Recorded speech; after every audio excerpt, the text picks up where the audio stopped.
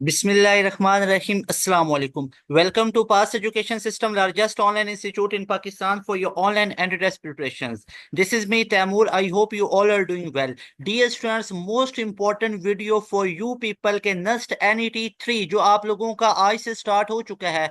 5 अप्रैल 2025 से NUST NET 3 का आगाज हो चुका है बाकायदा तौर पे। और NUST NET 3 आप लोगों का सिर्फ और सिर्फ इस्लामाबाद के अंदर होने जा रहा है। नस्ट एनईटी 3 सिर्फ और सिर्फ आप लोगों का इस्लामाबाद रीजन के अंदर होगा, इस्लामाबाद के अंदर होगा।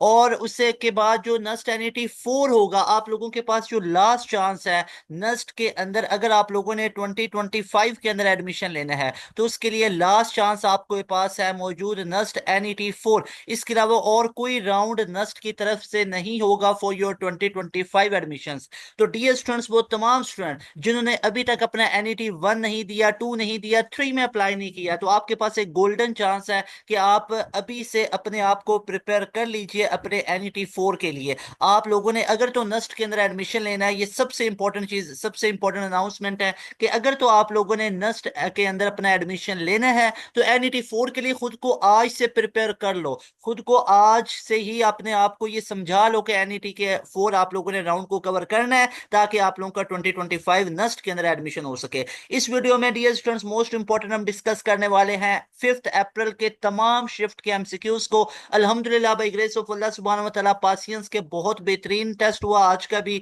और इंशाल्लाह ताला आप सबके लिए बहुत ज्यादा दुआएं कि अल्लाह पाक आप सबको कामयाब करे। जो आप लोगों के अगले दिनों में एनईटीज होने जा रहे हैं, 6 अप्रैल को है, 7 को है, मैं आप लोगों के लिए भी इंपॉर्टेंट चीजें बताऊंगा, आप लोगों के लिए तमाम चीजें लेके आए इस एक वीडियो को। आप लोग आराम सुकून से इस वीडियो को अलग बैठ के ना शुरू से लेके एंड तक सुन लें।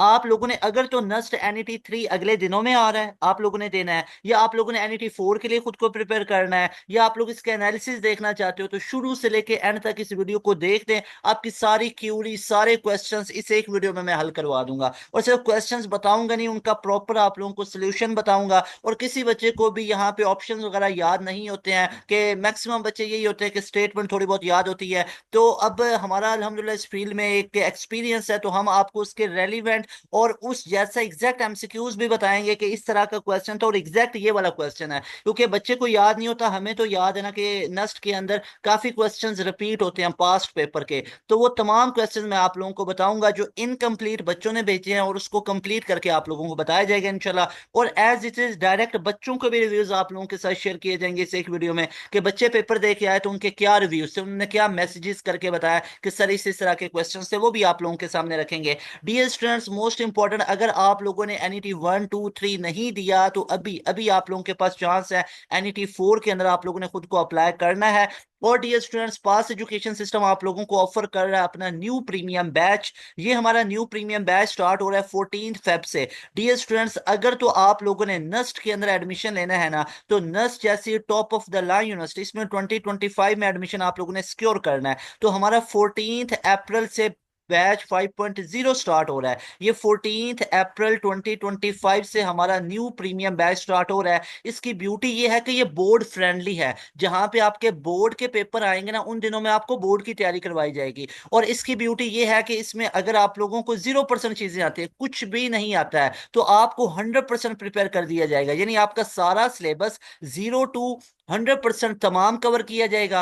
आपका एनईटी 4 से पहले पूरा सिलेबस सारे सब्जेक्ट्स का कवर होगा। लाइव क्लासेस के अंदर आपका सारा सिलेबस कंप्लीट किया जाएगा, और आप लोगों को ईच एंड एवरीथिंग प्रोवाइड की जाएगी हमारे बैच के अंदर। सारा प्रैक्टिस मटेरियल हम प्रोवाइड करेंगे, सारी बुक्स वगैरह, नोट्स वगैरह वो हम आपको प्रोवाइड करेंगे। No need to purchase any notes और हेल्पिंग मटेरियल फ्रॉम आउटसाइड। कोई भी आपको बाहर से चीज परचेज करने की जरूरत नहीं है, आपको जस्ट हमारे प्रीमियम बैच का हिस्सा बनना है। लेकिन स्टूडेंट्स, आप लोगों ने 10 अप्रैल से पहले पहले, 10 अप्रैल से पहले पहले अपनी एनरोलमेंट ले लेनी है। काफी स्टूडेंट पूछ रहे थे, परेशान भी थे कि सर बोर्ड भी आ गया, एनईटी 4 भी देना है, क्या किया जाए। तो इस पूरी प्रॉब्लम के अंदर पास एजुकेशन सिस्टम ने इसका बेस्ट सोल्यूशन अपने बच्चों को प्रोवाइड किया कि batch 5.0 which is board friendly. ये हमारा बैच है ही बोर्ड फ्रेंडली। अगर गैप ईयर पे हो, रिपीटर हो, उसके लिए भी आपका ये फ्रेंडली बैच है, स्टूडेंट फ्रेंडली बैच है। उसके बाद अगर आप अभी सेकंड ईयर के एग्जाम्स देने जा रहे हो, if you are going to take your second year exams in April, और आप लोगों के प्रैक्टिकल्स वगैरह तमाम चीजें,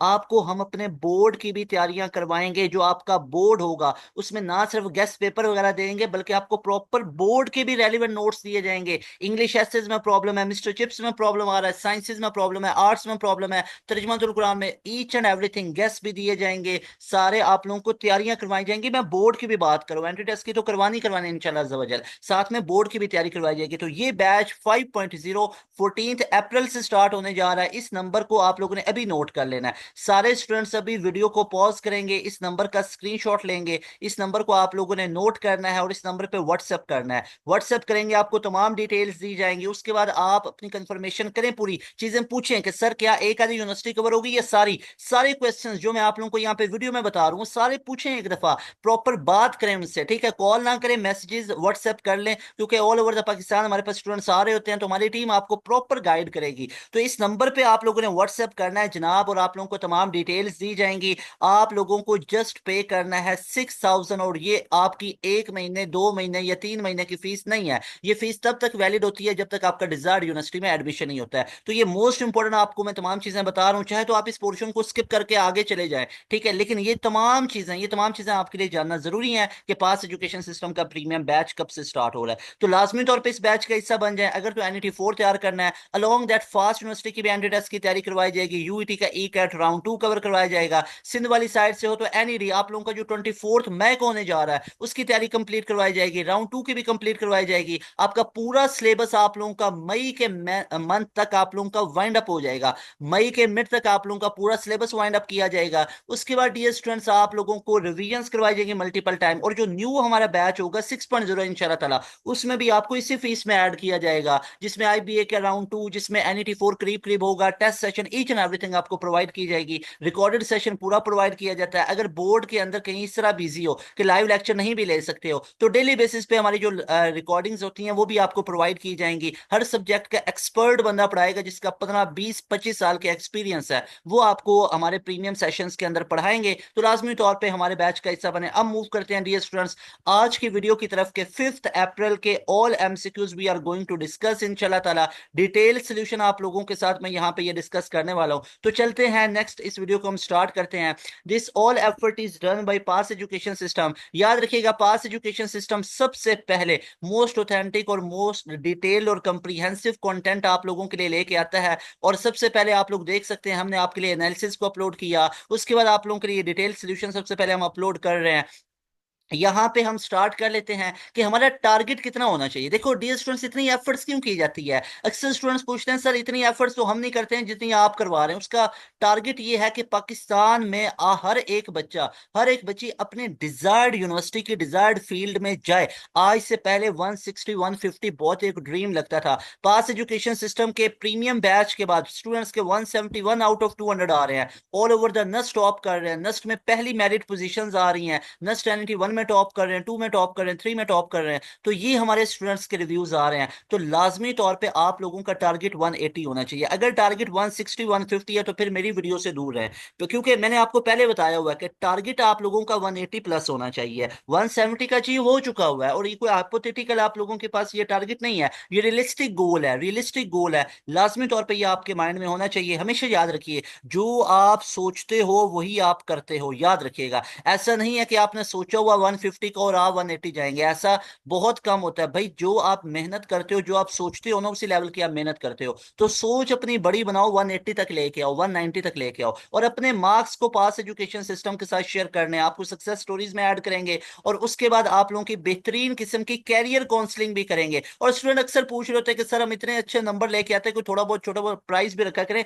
तो बिल्कुल हमारा एक छोटा सा कैश प्राइस भी होता है आप लोगों के लिए, आपको बूस्ट अप करने के लिए, कि आप जो हमारे प्रीमियम बैच के स्टूडेंट होते हो, ठीक है, या आप हमारे यूट्यूब चैनल से तैयारी करते हो, तो लाजमी तौर पे लेकिन टॉप करना है, टॉप पोजीशन के लिए वो होता है, टॉप ऑफ द लाइन आप लोगों ने आना है। इंशाल्लाह अल्लाह पाक की जात आप सबको कामयाब करे। उसके बाद डियर स्टूडेंट्स, ये नंबर आप लोगों के पास मौजूद है 0304066600। अपने मार्क्स को लाजमी तौर पे पास एजुकेशन सिस्टम के साथ शेयर करना है, क्योंकि पास एजुकेशन सिस्टम आपके लिए NET 1 से पहले एंड गेम लेके आया, 2 से पहले एंड गेम लेके आया, 3 से पहले एंड गेम। कोई इंस्टीट्यूट ये दावा नहीं कर सकता है कि हमने नस्ट की कंप्लीट तैयारी करवाई है। लास्ट आवर्स तक हम खड़े रहे आप लोगों के लिए, लास्ट आवर्स तक हम आपके लिए कंटेंट लेके आए। NET 3 पे और किसी का कंटेंट आपको नजर नहीं आएगा, सिर्फ पास एजुकेशन सिस्टम का नजर आएगा। आएगा, मैथ के रिलेटेड, बेसिक मैथ के रिलेटेड, फिजिक्स के रिलेटेड, इंग्लिश के रिलेटेड, प्यास के रिलेटेड, यूईटी के रिलेटेड, ईच एंड एवरीथिंग आपको सिर्फ और सिर्फ पास एजुकेशन सिस्टम का कंटेंट नजर आएगा। सबसे पहले पास एजुकेशन सिस्टम ये तमाम चीजें लेके आता है, उसके बाद जरा इसके कॉपी पेस्ट वर्जन वगैरह भी आपको देखने को मिलते हैं। बहरहाल यहाँ पे हम देखते हैं तो हमारे पास 5 अप्रैल के ऑल टॉपिक्स की अगर बात कर ली जाए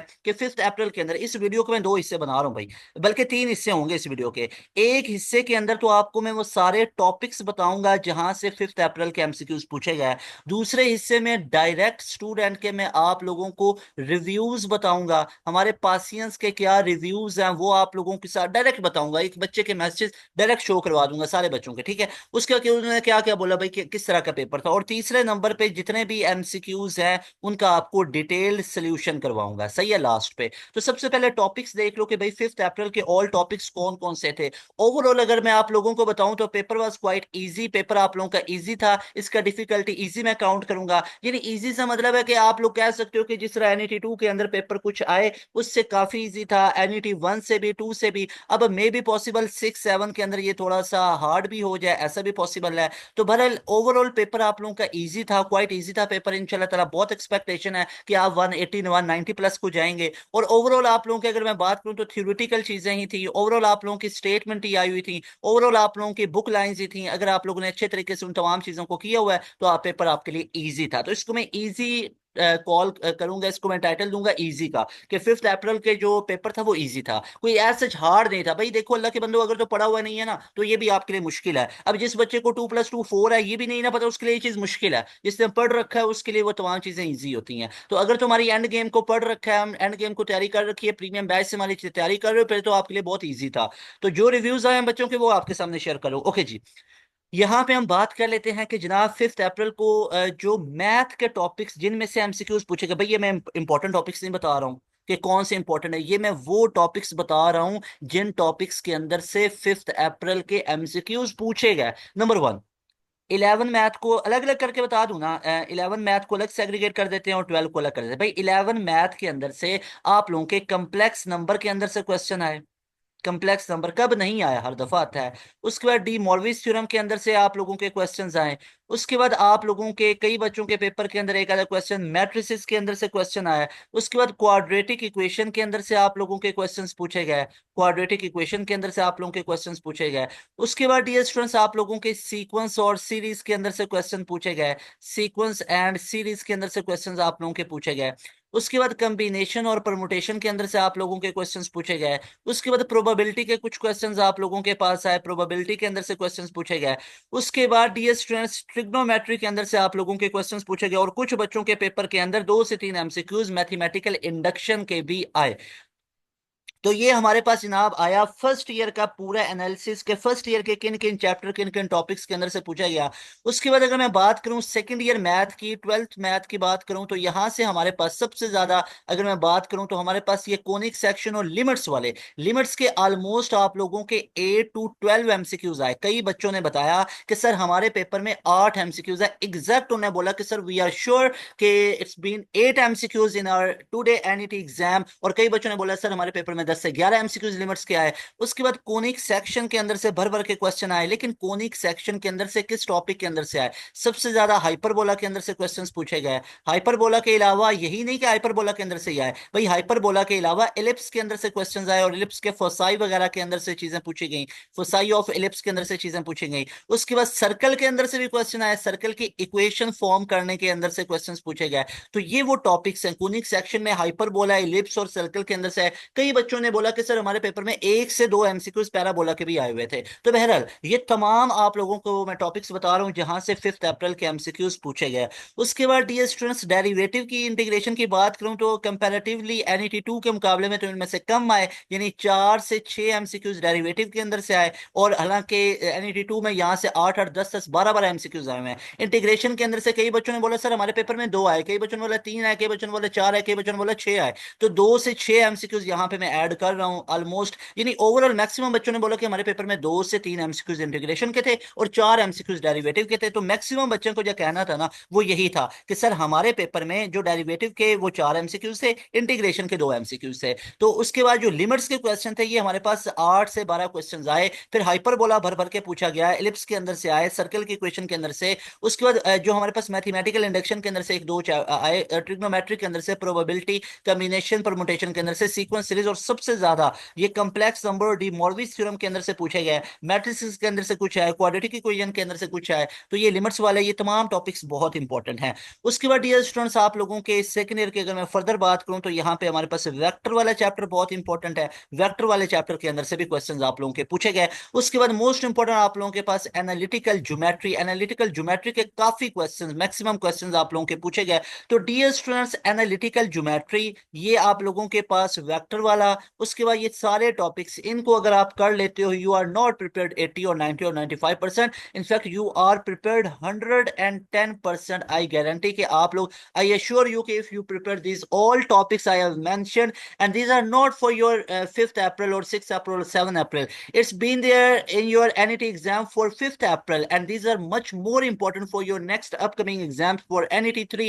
इनको लाजमी तौर पे प्रिपेयर कीजिएगा, एंड आई अश्योर यू कि आप लोगों का पूरा मैथ्स का पेपर इन्हीं टॉपिक्स के अंदर सर्कुलेट करेगा और इन्हीं टॉपिक्स के अंदर से आएगा। आपके 100/100 एमसीक्यूज इनमें से कवर हो जाएंगे अगर इन टॉपिक्स को तगड़ा तैयार कर लेते हो। तो लाजमी तौर पे इन तमाम टॉपिक्स को आप लोगों ने अच्छे तरीके से तैयार करना है। कोई टॉपिक्स आप लोगों ने छोड़ने नहीं है लाजमी तौर पे। इनफैक्ट इनइक्वालिटीज के अंदर को भी पढ़े, इनइक्वालिटीज वाले चैप्टर को पढ़े। NET 2 के अंदर से वहां से 5 एमसीक्यूज भी एक पेपर में आए थे।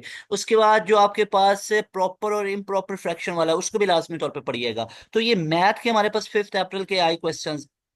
उसके बाद ये स्टूडेंट्स फिजिक्स की बात करूं तो फिजिक्स को भी सेग्रीगेट कर लेते हैं। तो यहाँ पे सबसे पहले मैं आप लोगों को 11 फिजिक्स का बताना चाहूंगा कि 11 फिजिक्स के अंदर से कौन कौन सी चीजें पूछेगी। जैसा कि आपको पास एजुकेशन सिस्टम ने बताया था कि आप लोगों के यूनिट्स के अंदर से चीजें पूछी जाएंगी, डायरेक्ट यूनिट्स पूछे गए। उसके बाद डायमेंशन के अंदर से पूछे गए, आप लोगों से डायमेंशन के रिलेटेड क्वेश्चन आए हुए थे। उसके बाद डियर स्टूडेंट्स आप लोगों के वर्क के अंदर से क्वेश्चन पूछे गए। उसके बाद आप लोगों के पावर के अंदर से क्वेश्चन पूछे गए। उसके बाद डियर स्टूडेंट्स आप लोगों के लीनियर मोमेंटम के अंदर से क्वेश्चंस पूछे गए। तो ये तमाम टॉपिक्स जो आप लोगों को बता रहा हूं ये 5th अप्रैल के अंदर यहां से पूछे गए। उसके बाद डियर स्टूडेंट्स आप लोगों के SHM वाला टॉपिक बहुत इंपॉर्टेंट, यहां से क्वेश्चंस पूछे गए। वेव्स वाले टॉपिक के अंदर से क्वेश्चंस पूछे गए। YDSC के अंदर कई बच्चों के पेपर में बहुत ज्यादा यहां से क्वेश्चंस आए। उसके बाद डियर स्टूडेंट्स जो थर्मो डी है वहां से हमारे पास एफिशिएंसी के रिलेटेड क्वेश्चंस पूछे गए। तो ये जो तमाम टॉपिक्स आप लोगों को मैं बता रहा हूं इनको अच्छे तरीके से आप लोगों ने रीड कर लेना है। ये वो टॉपिक्स हैं जो 11 फिजिक्स के जहां से आज आपके NET 3 5th अप्रैल के अंदर क्वेश्चंस पूछे गए। वर्क पावर वाला लीनियर मोमेंटम है, यहाँ से इसके यूनिट्स वगैरह। SHM के अंदर से वेव्स वाला टॉपिक के अंदर से YDSC young double slit experiment, efficiency. Sir और क्या सजेस्ट करेंगे? और सजेस्ट करूंगा कि जो चैप्टर 10 के अंदर से वो मैग्निफिकेशन है उसको लाजमी तौर पे कर ले। मैग्निफिकेशन के साथ साथ एक हमारे पास लेंस फॉर्मूला होता है 1/f = 1/p+1/q। लेंस फॉर्मूला अच्छे तरीके से कर लें। ऑप्टिकल फाइबर वाला लाजमी तौर पे कर लें। ये टॉपिक्स कुछ एडिशनल बता रहा हूँ, ये एडिशनल टॉपिक्स हैं, लाजमी कर लें। और हाँ, उसके बाद मैं आपको बात बताता हूँ 12 फिजिक्स की। अभी तो 11 फिजिक्स की बात बताई, तो ये 11 के कुछ एक्सपेक्टेड बताए, ठीक है। उसके बाद 12 की बात करूँ तो भर भर के क्वेश्चन आए मैग्नेटिक फील्ड के अंदर से। आपको पता है मैग्नेटिक फील्ड को क्या क्या बोला जाता है? एक इसको बोला जाता है मैग्नेटिक फील्ड, एक इसको बोला जाता है मैग्नेटिक इंडक्शन, एक इसको बोला जाता है मैग्नेटिक फ्लक्स डेंसिटी। ये तीनों इसके नाम होते हैं। बी जिसका यूनिट टेस्ला होता है, ये वेबर पर मीटर स्क्वायर होता है, ये न्यूटन पर मीटर पर एम्पेयर होता है। तो ये तमाम इसके अंदर से क्वेश्चंस आप लोगों के ऑलमोस्ट 4 से 6 क्वेश्चंस पूछे गए।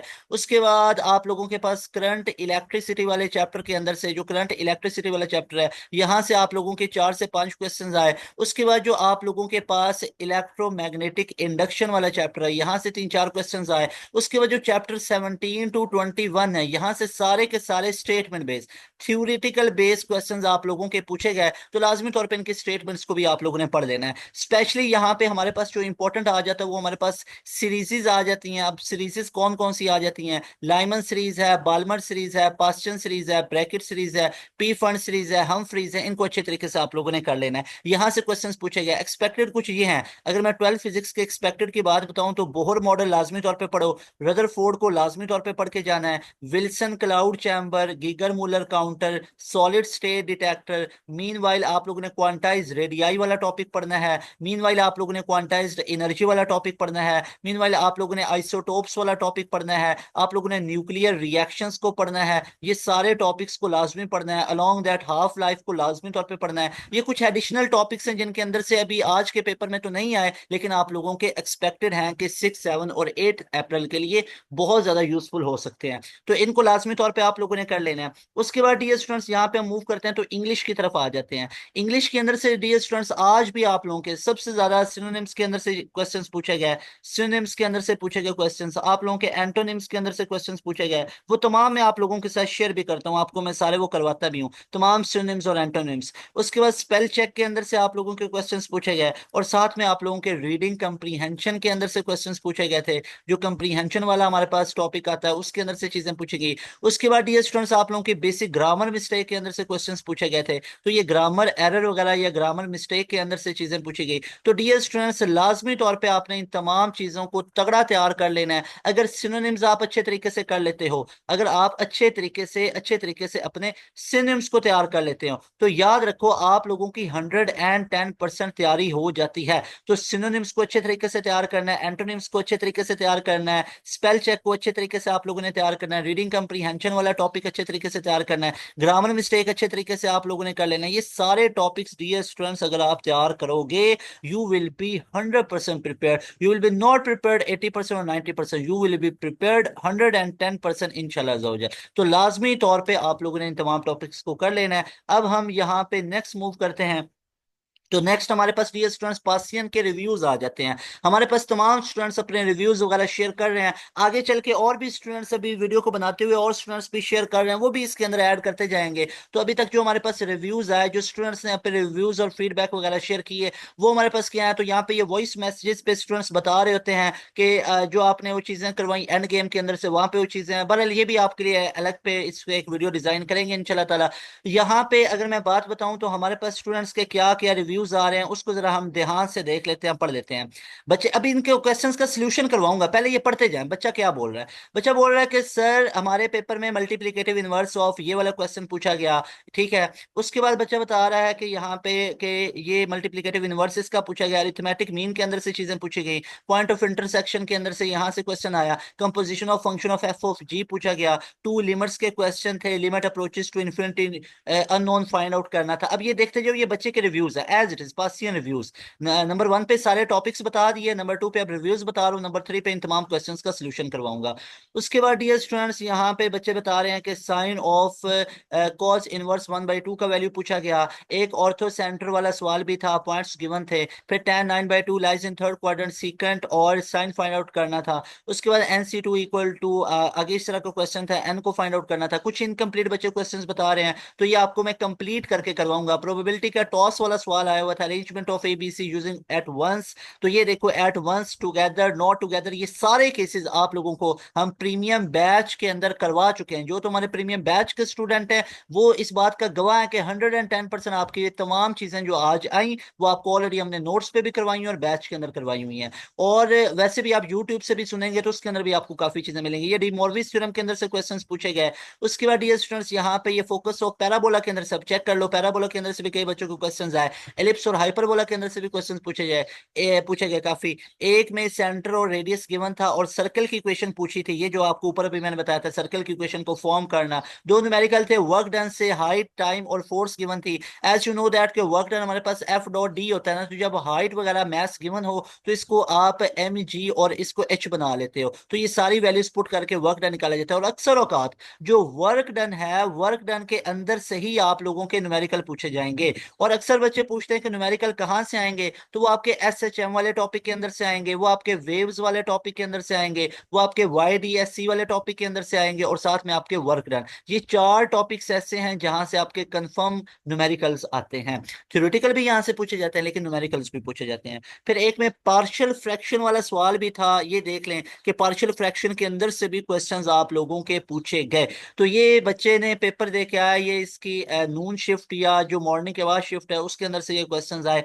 उसके बाद डियर स्टूडेंट्स यहाँ पे कंपोजिशन ऑफ फंक्शन के बारे में, ये ऑर्थो सेंटर ये मैं आपको बता चुका हूँ। उसके बाद डियर स्टूडेंट्स यहाँ पे डेरिवेटिव पूछा गया, इसका डेरिवेटिव हमारे पास फाइंड आउट करना था। अब बच्चे बता रहे हैं कि इसका डेरिवेटिव वगैरह फाइंड आउट करने का पूछा गया। इंटीग्रेशन ई की पावर यू प्लस लैम्डा के अंदर से क्वेश्चन पूछा गया, इंटीग्रेशन के अंदर से पूछा गया, डेरिवेटिव के अंदर से पूछा गया, इलेक्ट्रिक फोर्स और मैग्नेटिक फोर्स कौन प्रोड्यूस करता है ये पूछा गया, angle between U dot V ये वाला हमसे पूछा गया, unit of force and work done हमसे पूछा गया है। तो सिंपल जैसे आपको बताया था यूनिट्स ऑफ वर्क डन के अंदर से आता है। फिर सिमिलर मीनिंग ऑफ फैसिनेटिंग का पूछा गया, सिमिलर मीनिंग मतलब सिनोनिम्स को पूछा गया। तो इस तरह के क्वेश्चंस आप लोगों के पूछे गए, यूनिट ऑफ मोमेंटम पूछा गया। अब आए चलते हैं डियर स्टूडेंट्स इन तमाम क्वेश्चंस के सॉल्यूशन की तरफ। एक चीज मैं आप लोगों को क्लियर कट बता दूं डियर स्टूडेंट्स, सबसे पहले पास एजुकेशन सिस्टम ये आप लोगों के लिए तमाम चीजें लेके आते हैं। इसका टारगेट क्या है, ये तमाम चीजें इतनी एफर्ट्स में करवाने का टारगेट ये है कि आप लोग 180 प्लस का स्कोर करें, 190 प्लस का करें। तो अभी तक अगर आप लोगों के माइंड में है ना कि हमने थोड़े बहुत नंबर लेने हैं तो काम चल जाएगा, तो ये आप बिल्कुल गलत सोच रहे हो। तो इस तरह की चीजें नहीं सोचनी, आपने कंफर्म क्या करना है, कंफर्म आप लोगों का टारगेट होना चाहिए, आप लोगों के पास एक टारगेट क्लियर कट होना चाहिए 180 प्लस आउट ऑफ 200। अगर आप कौन से हैं, अगर आप इंजीनियरिंग और कंप्यूटिंग वाले हैं, अगर आप बेसिक मैथ वाले हैं जिन्होंने बिजनेस में अप्लाई कर रखा है नस्ट एनिटी बिजनेस में, तो आपका टारगेट 190 प्लस आउट ऑफ 200 होना चाहिए। ये टारगेट अचीव करके मुझे आप लोगों ने दिखाना है। ऊपर नंबर भी आप लोगों को शो हो रहा है, यहाँ पे भी नंबर लिख देता हूँ। इस नंबर पे अपने आप लोगों ने मार्क्स को शेयर करना है, लाजमी तौर पे अपने मार्क्स को इस नंबर पे आप लोगों ने शेयर करना है, 0304 0 666 और 000। इस नंबर पे आप लोगों ने अपने तमाम मार्क्स को शेयर करना है। इंशाल्लाह अज़्ज़ा वजल अल्लाह विल हेल्प यू कंप्लीट इंशाल्लाह and you will get true success इंशाल्लाह अज़्ज़ा वजल। आइए अब हम तमाम इन क्वेश्चंस को सॉल्व कर लेते हैं। पहला क्वेश्चन हमसे पूछा गया यहाँ पे, अगर मैं बात बताऊं तो पहला क्वेश्चन हमसे पूछा गया था multiplicative inverse of complex number 1 + 3 iota. इसका हमसे मल्टीप्लिकेटिव इनवर्स पूछा गया।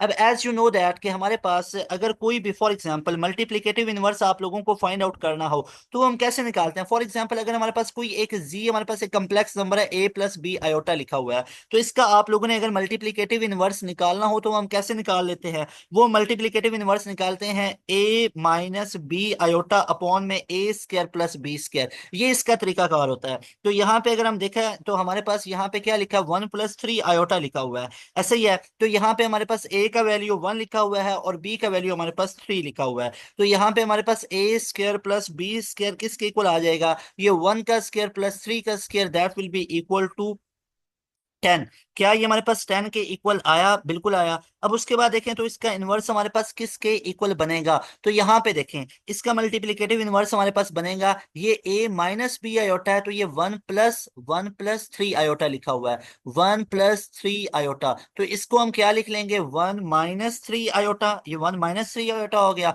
और नीचे हमारे पास 10 के ऊपर हमने डिवाइड कर दिया, ऐसे ही है। तो इसको अलग अलग डिवाइड करके लिखेंगे तो ये 1/10 बन जाएगा और -3/10 इंटू आयोटा बन जाएगा। तो ये हमारे पास इसका करेक्ट ऑप्शन बनेगा and the option number A is the right option. So alpha option is the best option. उसके बाद नेक्स्ट क्वेश्चन एक हमसे पूछा गया, arithmetic mean between two number, their arithmetic mean is, arithmetic mean हमारे पास किसके इक्वल होता है।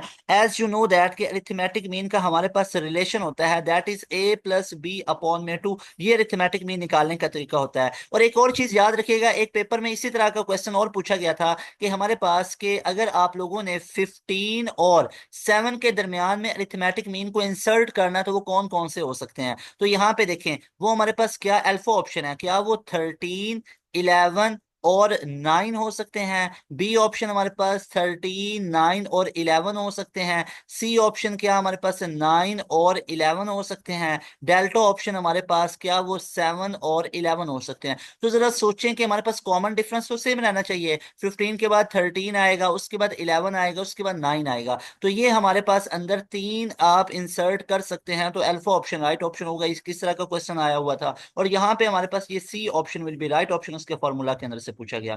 उसके बाद डियर स्टूडेंट से क्वेश्चन था the point of intersection between two line, ये दो लाइन है, इसके दरमियान में हमारे पास इंटरसेक्शन आ रहा है। तो यहाँ पे आप लोगों ने ये चेक करना है कि ये किसको रिप्रेजेंट्स कर रहे हैं। तो यहाँ पे देखें तो हमारे पास क्या कुछ ऑप्शंस हमारे पास मौजूद हैं। कि a single unique x y that satisfy only one of the equation, no, वो एक इक्वेशन को सेटिस्फाई नहीं करता है. No point of intersection indicating the lines are perpendicular, तो यहाँ पे ये चीज मेंशन नहीं है तो परपेंडिकुलर है. या infinitely many points of intersection, infinite points नहीं हो सकते हैं. उसके बाद single unique point that satisfy both equation, yes, अगर दो लाइंस आपस में इंटरसेक्ट करती हैं तो एक वो पॉइंट पे इंटरसेक्ट करती हैं और वो जो पॉइंट हमारे पास होता है वो दोनों इक्वेशंस को सेटिस्फाई कर रहा होता है. सो delta option will be the best option, right option. उसके बाद डियर स्टूडेंट्स नेक्स्ट मूव करें तो 5 अप्रैल के अंदर हमसे क्वेश्चन पूछा गया, given two functions F X and G X, the composition of F into G of X is defined as. इसको किस तरह से हम डिफाइन करते हैं? अब यहाँ पे देखें तो F dot G of X लिखा हुआ है, the product of F and G of X होता है. नो, ये क्या sum of F of and G of X होता है? No, substituting G of X into F of X. Yes, इसका मतलब क्या होता है? इसका मतलब ये होता है कि एक फंक्शन को दूसरे में सब्स्टिट्यूट करना. सो हमारे पास C option will be right option. तो यहाँ पे देखें तो यहाँ पे ये F of G of X लिखा हुआ है ना, तो F of G of X का मतलब क्या होता है? एफ फंक्शन के अंदर जी को सब्स्टिट्यूट करना है. यानी जी फंक्शन किधर सब्स्टिट्यूट होगा? एफ के अंदर होगा. या आप इसको ऐसे पढ़ो, एफ फंक्शन के अंदर जी को सब्स्टिट्यूट करना है. या मैं इसको ऐसे भी तो कह सकता हूँ ना, G function will be substituted into F function, तो substituting G function into F of X. So C option is the best option. ये आप लोगों से क्वेश्चन पूछा गया. उसके बाद डियर स्टूडेंट्स नेक्स्ट मूव करूं तो हमारे पास क्वेश्चन आया, evaluate the limit x approaches to infinity 3x square plus ax minus 1 upon में 2x square plus 5 equal to 3/2, the value of a will be equal to, value of a हमारे पास किसके equal आएगी? तो यहाँ पे अगर आप लोग देखो तो हमारे पास लिमिट्स को अगर हम पुट करें तो नीचे हमारे पास क्या बनेगा? इन्फिनिटी बनेगा. तो जब नीचे हमारे पास इन्फिनिटी बनेगा तो पूरी की पूरी वैल्यूज हमारे पास क्या हो जाती हैं? जीरो के इक्वल आ जाती हैं. तो याद रखिएगा, जब हमारे पास नीचे की दुनिया में इन्फिनिटी आएगा, एक्स अप्रोचेस टू इन्फिनिटी है, तो याद रखिएगा समथिंग अपॉन में जीरो तो इन्फिनिटी होता है एंड समथिंग अपॉन में इन्फिनिटी हमारे पास जीरो होता है. So right option will be alpha option. तो पूरी वैल्यू हमारे पास ए की कितनी निकलेगी? जीरो निकलेगी. उसके बाद नेक्स्ट क्वेश्चन हमसे पूछा गया, the value of sine inverse sine into cos inverse 1/2, इसकी हमारे पास वैल्यू कितनी होगी? तो जरा सोचें, हमारे पास कॉस इनवर्स 1/2 की वैल्यू कितनी होती है? आपको पता ही है कि ये हमारे पास 60 पे होता है. ऐसे ही है तो क्या मैं इसको ऐसे लिख सकता हूं कि let theta equal to cos inverse 1/2. तो यहां से कॉस थीटा की वैल्यू 1/2 आई और यहां से आपको पता ही है कॉस थीटा किस पे 1/2 देता है, तो यहाँ पे थीटा हमारे पास निकलता है दैट विल बी 60 डिग्री, या जिसको आप कह सकते हो पाई/3 रेडियन. तो यहाँ पे साइन ऑफ अंदर इस पूरे की वैल्यू तो 60 डिग्री निकल आई. तो यहाँ पे ये पुट करें तो साइन ऑफ 60 कितना होता है? √3/2 होता है. या आप इसको लिख सकते हैं 0.866. लेकिन यहाँ पे best option will be √3/2. So alpha option will be the best option. Next question हमसे डियर स्टूडेंट्स पूछा गया, if tangent theta equal to 9/2 and theta lies in third quadrant, it means कि अब हमारे पास जो tan होगा उसकी वैल्यू क्या होगी? All positive, sine positive, tan positive, cosine positive. तो ये पॉजिटिव होगा. Then the value of secant theta and sine theta, definitely ये होंगी तो नेगेटिव में. पॉजिटिव वाली, क्या सीकेंट यहाँ पे पॉजिटिव होगा? नहीं हो सकता, ये सीकेंट पॉजिटिव होगा नहीं. तो बी और सी को तो मैंने वैसे ही एलिमिनेट कर दिया. उसकी रीजन क्या है? ये पॉजिटिव आ रहे थे, ठीक है ना.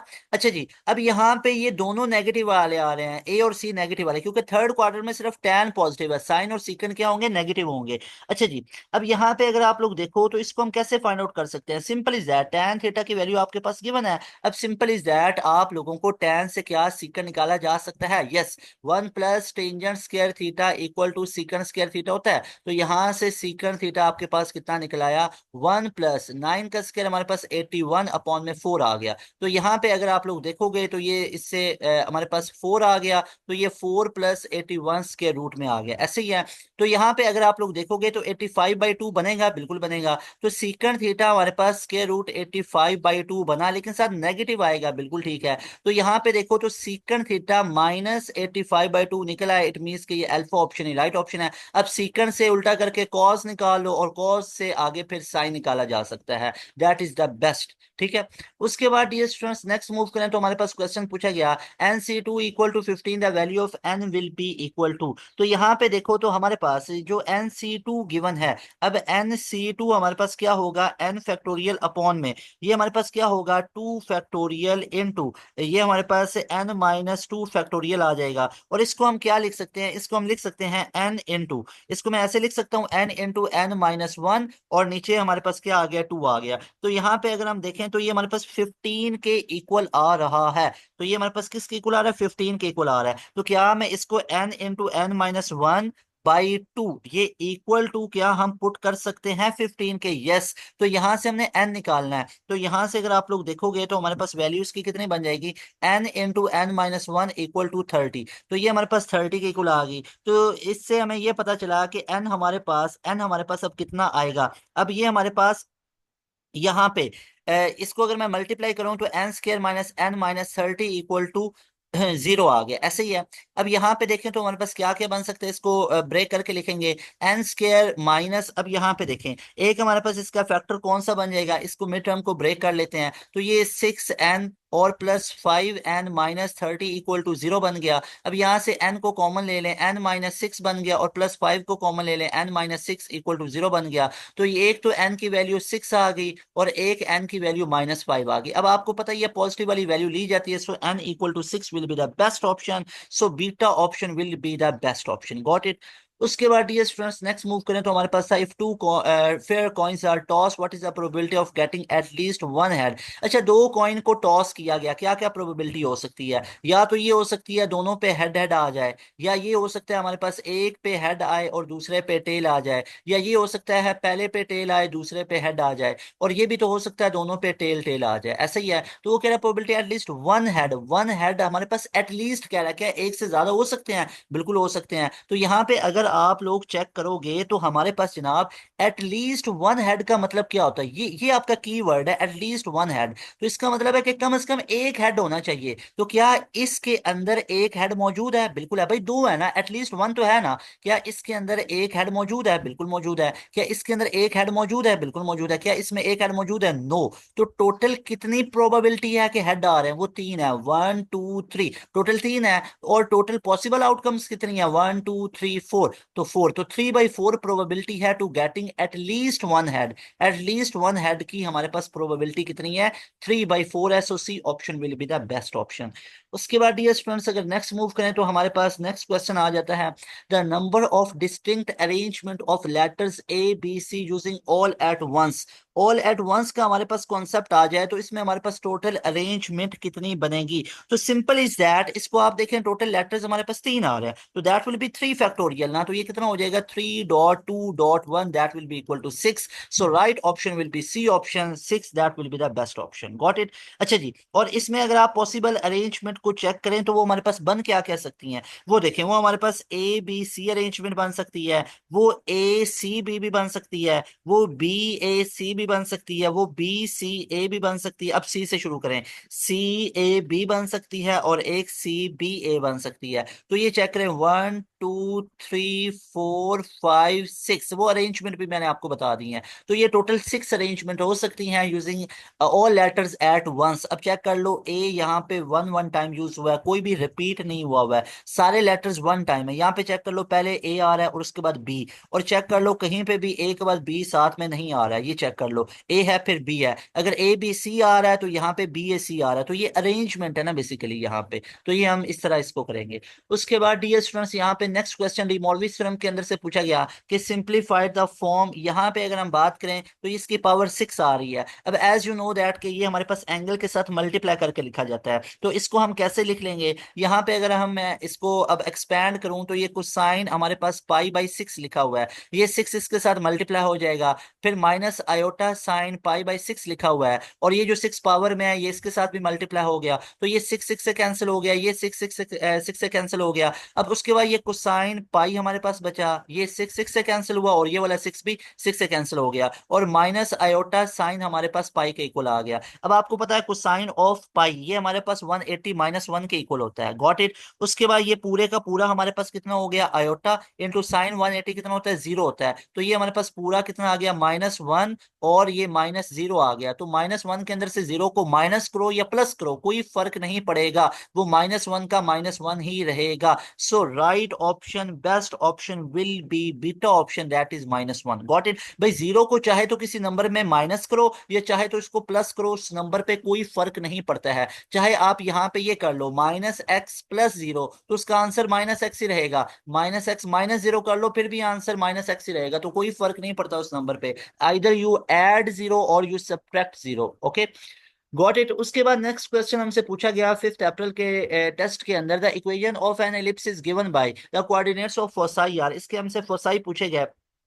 तो यहाँ पे अगर हम बात करें तो हमारे पास इसके अंदर जो स्टैंडर्ड फॉर्म होती है एलिप्स की, वो हमारे पास क्या बनेगी? That will be X square upon में A square plus Y square upon में बी स्क्र इक्वल टू 1। तो यहाँ पे हमारे पास क्या होना चाहिए था? 1 होना चाहिए था। इसलिए आप पूरी इक्वेशन को यहाँ पे अगर आप चेक करोगे तो 225 पे आप लोग डिवाइड कर देंगे, तो ये हमारे पास क्या बनेगा? 16x² divided by 225 plus 4y² upon में 225, और ये कैंसिल होके हमारे पास 1 बन गया।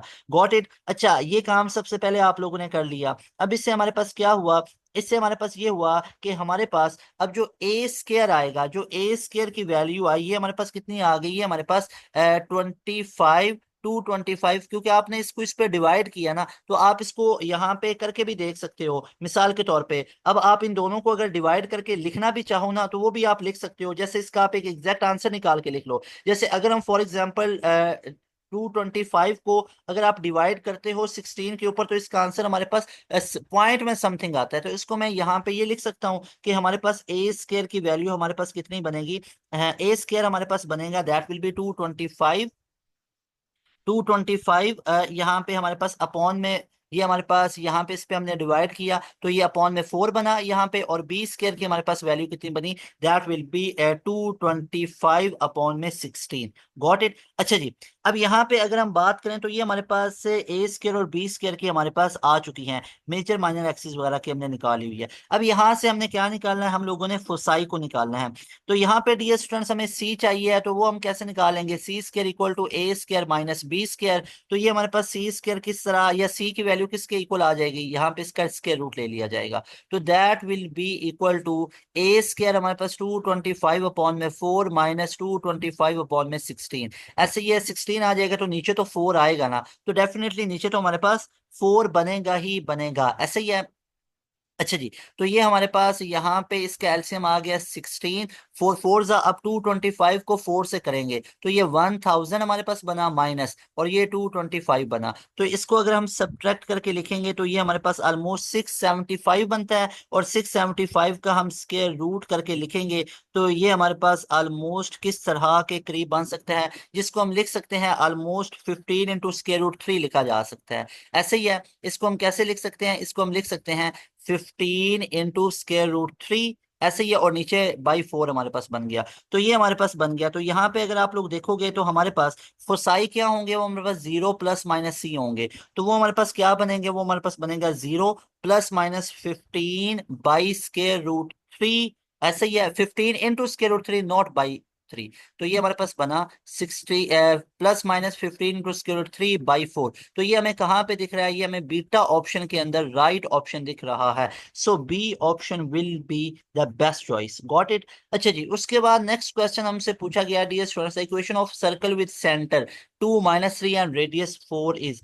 तो सर्कल की इक्वेशन हमसे पूछी गई। तो यहाँ पे डियर स्टूडेंट्स अगर आप लोग देखो तो हमारे पास जो स्टैंडर्ड फॉर्म होती है इक्वेशन, जो स्टैंडर्ड इक्वेशन ऑफ सर्कल होती है सेंटर एच के साथ, वो हमारे पास क्या होती है? एक्स माइनस एच का whole square plus Y minus K का whole square equal to R square. तो यहाँ से सेंटर हमारे पास एच के हमारे पास कितना गिवन है? यू कैन से ये आपके पास गिवन है 2 -3, और रेडियस आपके पास कितना गिवन है? 4 गिवन है। तो यहाँ पे वैल्यूज को पुट करते हैं इस इक्वेशन के अंदर, तो ये नीचे वाली वैल्यूज, तो ये हमारे पास क्या बन जाएगा? दैट विल बी x-2 का होल स्क्वायर और प्लस वाई माइनस 3, तो ये -3 है, तो ये +3 का होल स्क्वायर बन गया, और इक्वल टू आर स्क्वायर, तो ये 16 बन गया। तो यहाँ पे देखोगे तो ये इक्वेशन आपके पास कहाँ पे लिखी हुई है, x-2 का होल स्क्वायर प्लस y+3 का होल स्क्वायर इक्वल टू 16। तो that's in option number C. So C option will be best option. यहाँ पे 4 आ गया तो ये गलत हो गई, यहाँ पे y में माइनस आ गया तो ये गलत हो गया, यहाँ पे y में माइनस आ गया तो ये भी गलत हो गया। So only option is C option, ये बेस्ट ऑप्शन है। यू कैन सी कि we have calculated, we have form the equation of circle. उसके बाद डियर स्टूडेंट्स नेक्स्ट क्वेश्चन हमसे पूछा गया, a force of 50 newton is applied to lift an object to height of 2 meter in 5 second, work done in this process will be. Work done हमसे पूछा गया कि work done यहाँ पे हमारे पास कितना होगा। एज यू नो दैट कि work done is equal to F dot D, यानी एफ डी को साइन ऑफ थीटा हमारे पास होता है, ऐसे ही है। तो यहाँ से हमारे पास अगर हम देखें तो थीटा हमारे पास कितना होगा, force 50 newton to lift an object of height of 2 meter. तो फोर्स ऊपर को लगी, बॉडी ने डिस्टेंस भी ऊपर को कवर किया, तो एंगल 0 बना। तो यहाँ पे कोसाइन ऑफ 0 कितना हो जाएगा, दैट विल बी 1। तो कोसाइन ऑफ 0 डिग्री सबसे पहले पुट किया जाएगा, तो that will be equal to F D. ऐसे ही है। अब एफ डी हमारे पास मैग्नीट्यूड आ गई। अब आपको पता ही है कि यहाँ पे हमारे पास जो वर्क डन बनेगा वो किसके इक्वल बनेगा। अब फोर्स हमारे पास कितनी आ रही है, फोर्स हमारे पास आ रही है that is 50 Newton, multiply by displacement कितना आ रहा है, 2 मीटर का आ रहा है। तो भैया 5 सेकंड टाइम तो हमें इसने दे दिया, 15 × 2 दैट विल बी 100, और वर्क का यूनिट होता है joule. So work done will be 100 joule. So C option is the best option. Got it.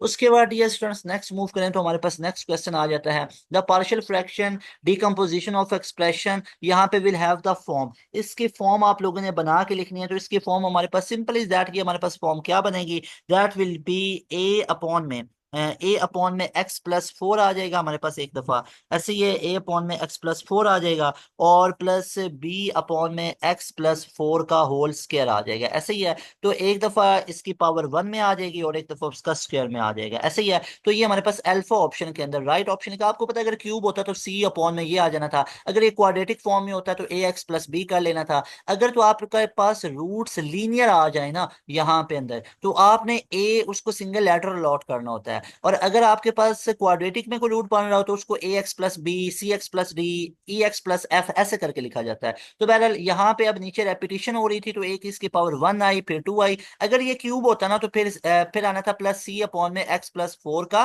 Cube भी आना था, लेकिन ये वाला फैक्टर नहीं था, सिर्फ यहाँ तक ही हमारे पास था, तो उसको हमने लिख लिया। So that is alpha option. Alpha option is the best option. उसके बाद डियर स्टूडेंट्स अगर नेक्स्ट मूव करें, derivative of dy/dx of the expression, इस पूरे का डेरिवेटिव हमारे पास किसके इक्वल होगा। यहाँ पे अगर आप लोग देखो तो हमारे पास इसका डेरिवेटिव ये हमारे पास गिवन है, वाई स्क्र अपॉन में, यहाँ पे देखो y² अपॉन में 16 माइनस x² अपॉन में 4, ये हमारे पास गिवन है। तो आप लोग जैसा कि जानते हैं कि हमारे पास इसका अगर हमने डेरिवेटिव dy/dx निकालना है, तो उसके लिए हम क्या करेंगे कि ये पूरे का पूरा जो हमारे पास आ रहा है ये हमारे पास किसके इक्वल है, इसको कांस्टेंट के इक्वल अज्यूम कर लेते हैं, ठीक है। तो यहाँ पे हमारे पास ये किसके इक्वल आ गया, ये 0 के इक्वल आ गया, सही है। ये हमारे पास वैसे अगर इसको आप हाइपरबोला की इक्वेशन वगैरह बनाते हैं तो ये 1 के इक्वल करेंगे, तो इसके जब हम डेरिवेटिव लेंगे तो लास्ट पे तो 0 ही बनेगा। अब 1/16 बाहर निकला, y² का 2y, और साथ में dy/dx आ गया। उसके बाद डियर स्टूडेंट्स -1/4 बाहर निकला, अंदर x² का 2x, और x का आगे 1 आ गया, और 1 का 0 आ गया। तो यहाँ पे देखेंगे तो ये 8 हमारे पास बचा, ऐसे ही है। और यहाँ पे ये 4 हमारे पास बचा, तो ये हमारे पास क्या बचा, ये हमारे पास y, यहाँ पे 1/8, और ऊपर की दुनिया में y/dy/dx आया, और यहाँ पे -1/में यहाँ पे ये हमारे पास 2 बचा, 2, और x = 0 आया, ऐसे ही है। तो यहाँ पे अगर आप लोग देखोगे तो ये उस साइड पे अगर आप भेजोगे तो यहाँ पे या आप इसमें से कॉमन कॉमन भी लेके लिख सकते हो। तो जैसे अगर फॉर एग्जांपल यहाँ से मैं 1/2 को कॉमन ले लेता हूँ, तो 1/2 मैंने कॉमन लिया, तो हमारे पास अंदर क्या बचा, इधर हमारे पास बचा 1/4 y/dy/dx, और इधर हमारे पास क्या बचा, x = 0। तो ये 1/2 उधर चल के 0 हो गया, तो पीछे हमारे पास क्या बचा, पीछे हमारे पास बचा y/dy/dx, और डिवाइडेड बाई 4, ये 4 डिवाइड ही हो रहा है ना, और x उधर चल के प्लस हो गया, ऐसे ही अब हमने निकालना dy/dx है। तो सिंपल सी बात है कि ये x के साथ 4 मल्टीप्लाई हुआ, और y मल्टीप्लाई हो रहा है, उधर चल के डिवाइड हो गया। तो क्या dy/dx = 4x/y आया। तो इसलिए alpha option will be the best option, alpha option is the best option. Got it. I hope कि आपको सारी चीजें 110% क्लियर हुई होंगी। बहुत डिटेल के अंदर तमाम चीजों का सोल्यूशन प्रोवाइड कर रहा हूँ। लाजमी तौर पे इन तमाम चीजों को देख लें। सबसे पहले पास एजुकेशन सिस्टम ये तमाम चीजें आप लोगों के लिए लेके आया है, इन तमाम चीजों को आप लोग नोट करते जाएं। उसके बाद कुछ इस तरह के रिलेटेड हमारे पास क्वेश्चन आया था, विद रिस्पेक्ट टू यू करना है, तो सिंपल इज दैट ई की पावर यू प्लस लैम्डा हमारे पास आ रहा है, सही है ना। अब इसका आप लोगों ने इंटीग्रल लेना है। अब इंटीग्रल इसका लेना है, डी यू आएगा ना साथ में, तो आपको पता है इसकी इंटीग्रेशन ए की power U plus lambda as it is आ गई, E plus U plus lambda as it is आ गई। उसके बाद आप लोगों को पता ही है कि हमारे पास जो पावर होती है उसके डेरिवेटिव से मल्टीप्लाई किया जाता है। डेरिवेटिव अगर हो, इंटीग्रेशन हो, तो उसी पे क्या किया जाएगा, डिवाइड किया जाएगा। अब u का हमारे पास क्या हो जाएगा, 1। यू का हमारे पास 1, और लैम्डा यहाँ पे क्या है, कांस्टेंट है, उसका 0 हो गया डेरिवेटिव, उसके डेरिवेटिव से डिवाइड किया, और प्लस हमारे पास कांस्टेंट सी आ गया। Got it. अच्छा जी, तो ये हमारे पास ओवरऑल अब क्या बना, ये बना e की power u plus lambda plus C बन गया। तो ये हमारे पास फाइनल आंसर आया ना। तो ये फाइनल आंसर कहाँ पे दिख रहा है, ये तो अल्फा ऑप्शन में दिख रहा है, e raise to power u plus lambda plus C आ गया। So alpha option will be the best option.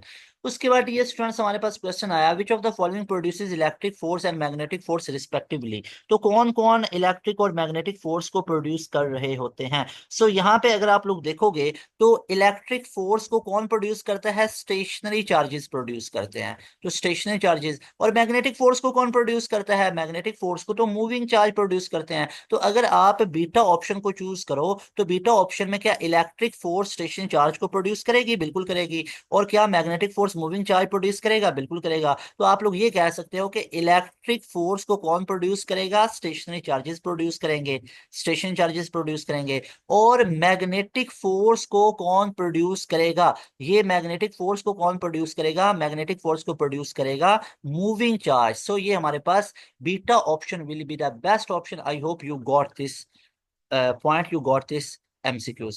Next question है हमारे पास, the angle between two vectors u and v where their equations are given can be found using. अब देखो u dot v आप simple is that कैसे निकाल सकते हो, सिंपल आपसे वो फॉर्मूला चेक करना चाह रहा है। तो भैया आप लोगों को पता ही है u डॉट v निकाला जाता है, u डॉट v ऊपर डॉट प्रोडक्ट और नीचे दोनों की मैग्नीट्यूड पे डिवाइड किया जाता है। और ये हमें कहाँ पे दिख रहा है, ये हमें बीटा ऑप्शन के अंदर दिख रहा है। So B option will be the best option. Got it. अच्छा जी, उसके बाद हमारे पास नेक्स्ट आ जाता है एंगल पूछा गया ना। अब मैं आपको एक और चीज बता देता हूँ, भैया एंगल कैसे निकाला जाता है। एंगल वैसे आपके पास डॉट प्रोडक्ट का क्या होता है, यू डॉट वी, दो वेक्टर का डॉट क्या होता है, ये होता है U V into cosine of theta, simple is that. तो भैया वो थीटा पूछ रहा है, तो थीटा कैसे निकलेगा, ये यू वी उधर जाके डिवाइड भेज दो, डिवाइड कर दो ना। तो यू डॉट वी, ये इधर तो ये दोनों वेक्टर्स मल्टीप्लाई हो रहे हैं, तो देखो इधर दो वेक्टर मल्टीप्लाई हो रहे हैं और नीचे उनकी मैग्नीट्यूड पे डिवाइड कर दिया, समझ आ गई ना। तो यहाँ पे ऊपर वेक्टर नहीं था, वैसे वेक्टर एरो भी आना चाहिए, तब ये ज्यादा बेस्ट लगेगा, ठीक है। तो बहरहाल यहाँ पे मैंने वेक्टर लगा दिया, क्या पता है एनईटी के अंदर जो क्वेश्चन आए वहां पे ये वेक्टर एरो लगा होगा, और नहीं तो ये बोल्ड होगा, ठीक है।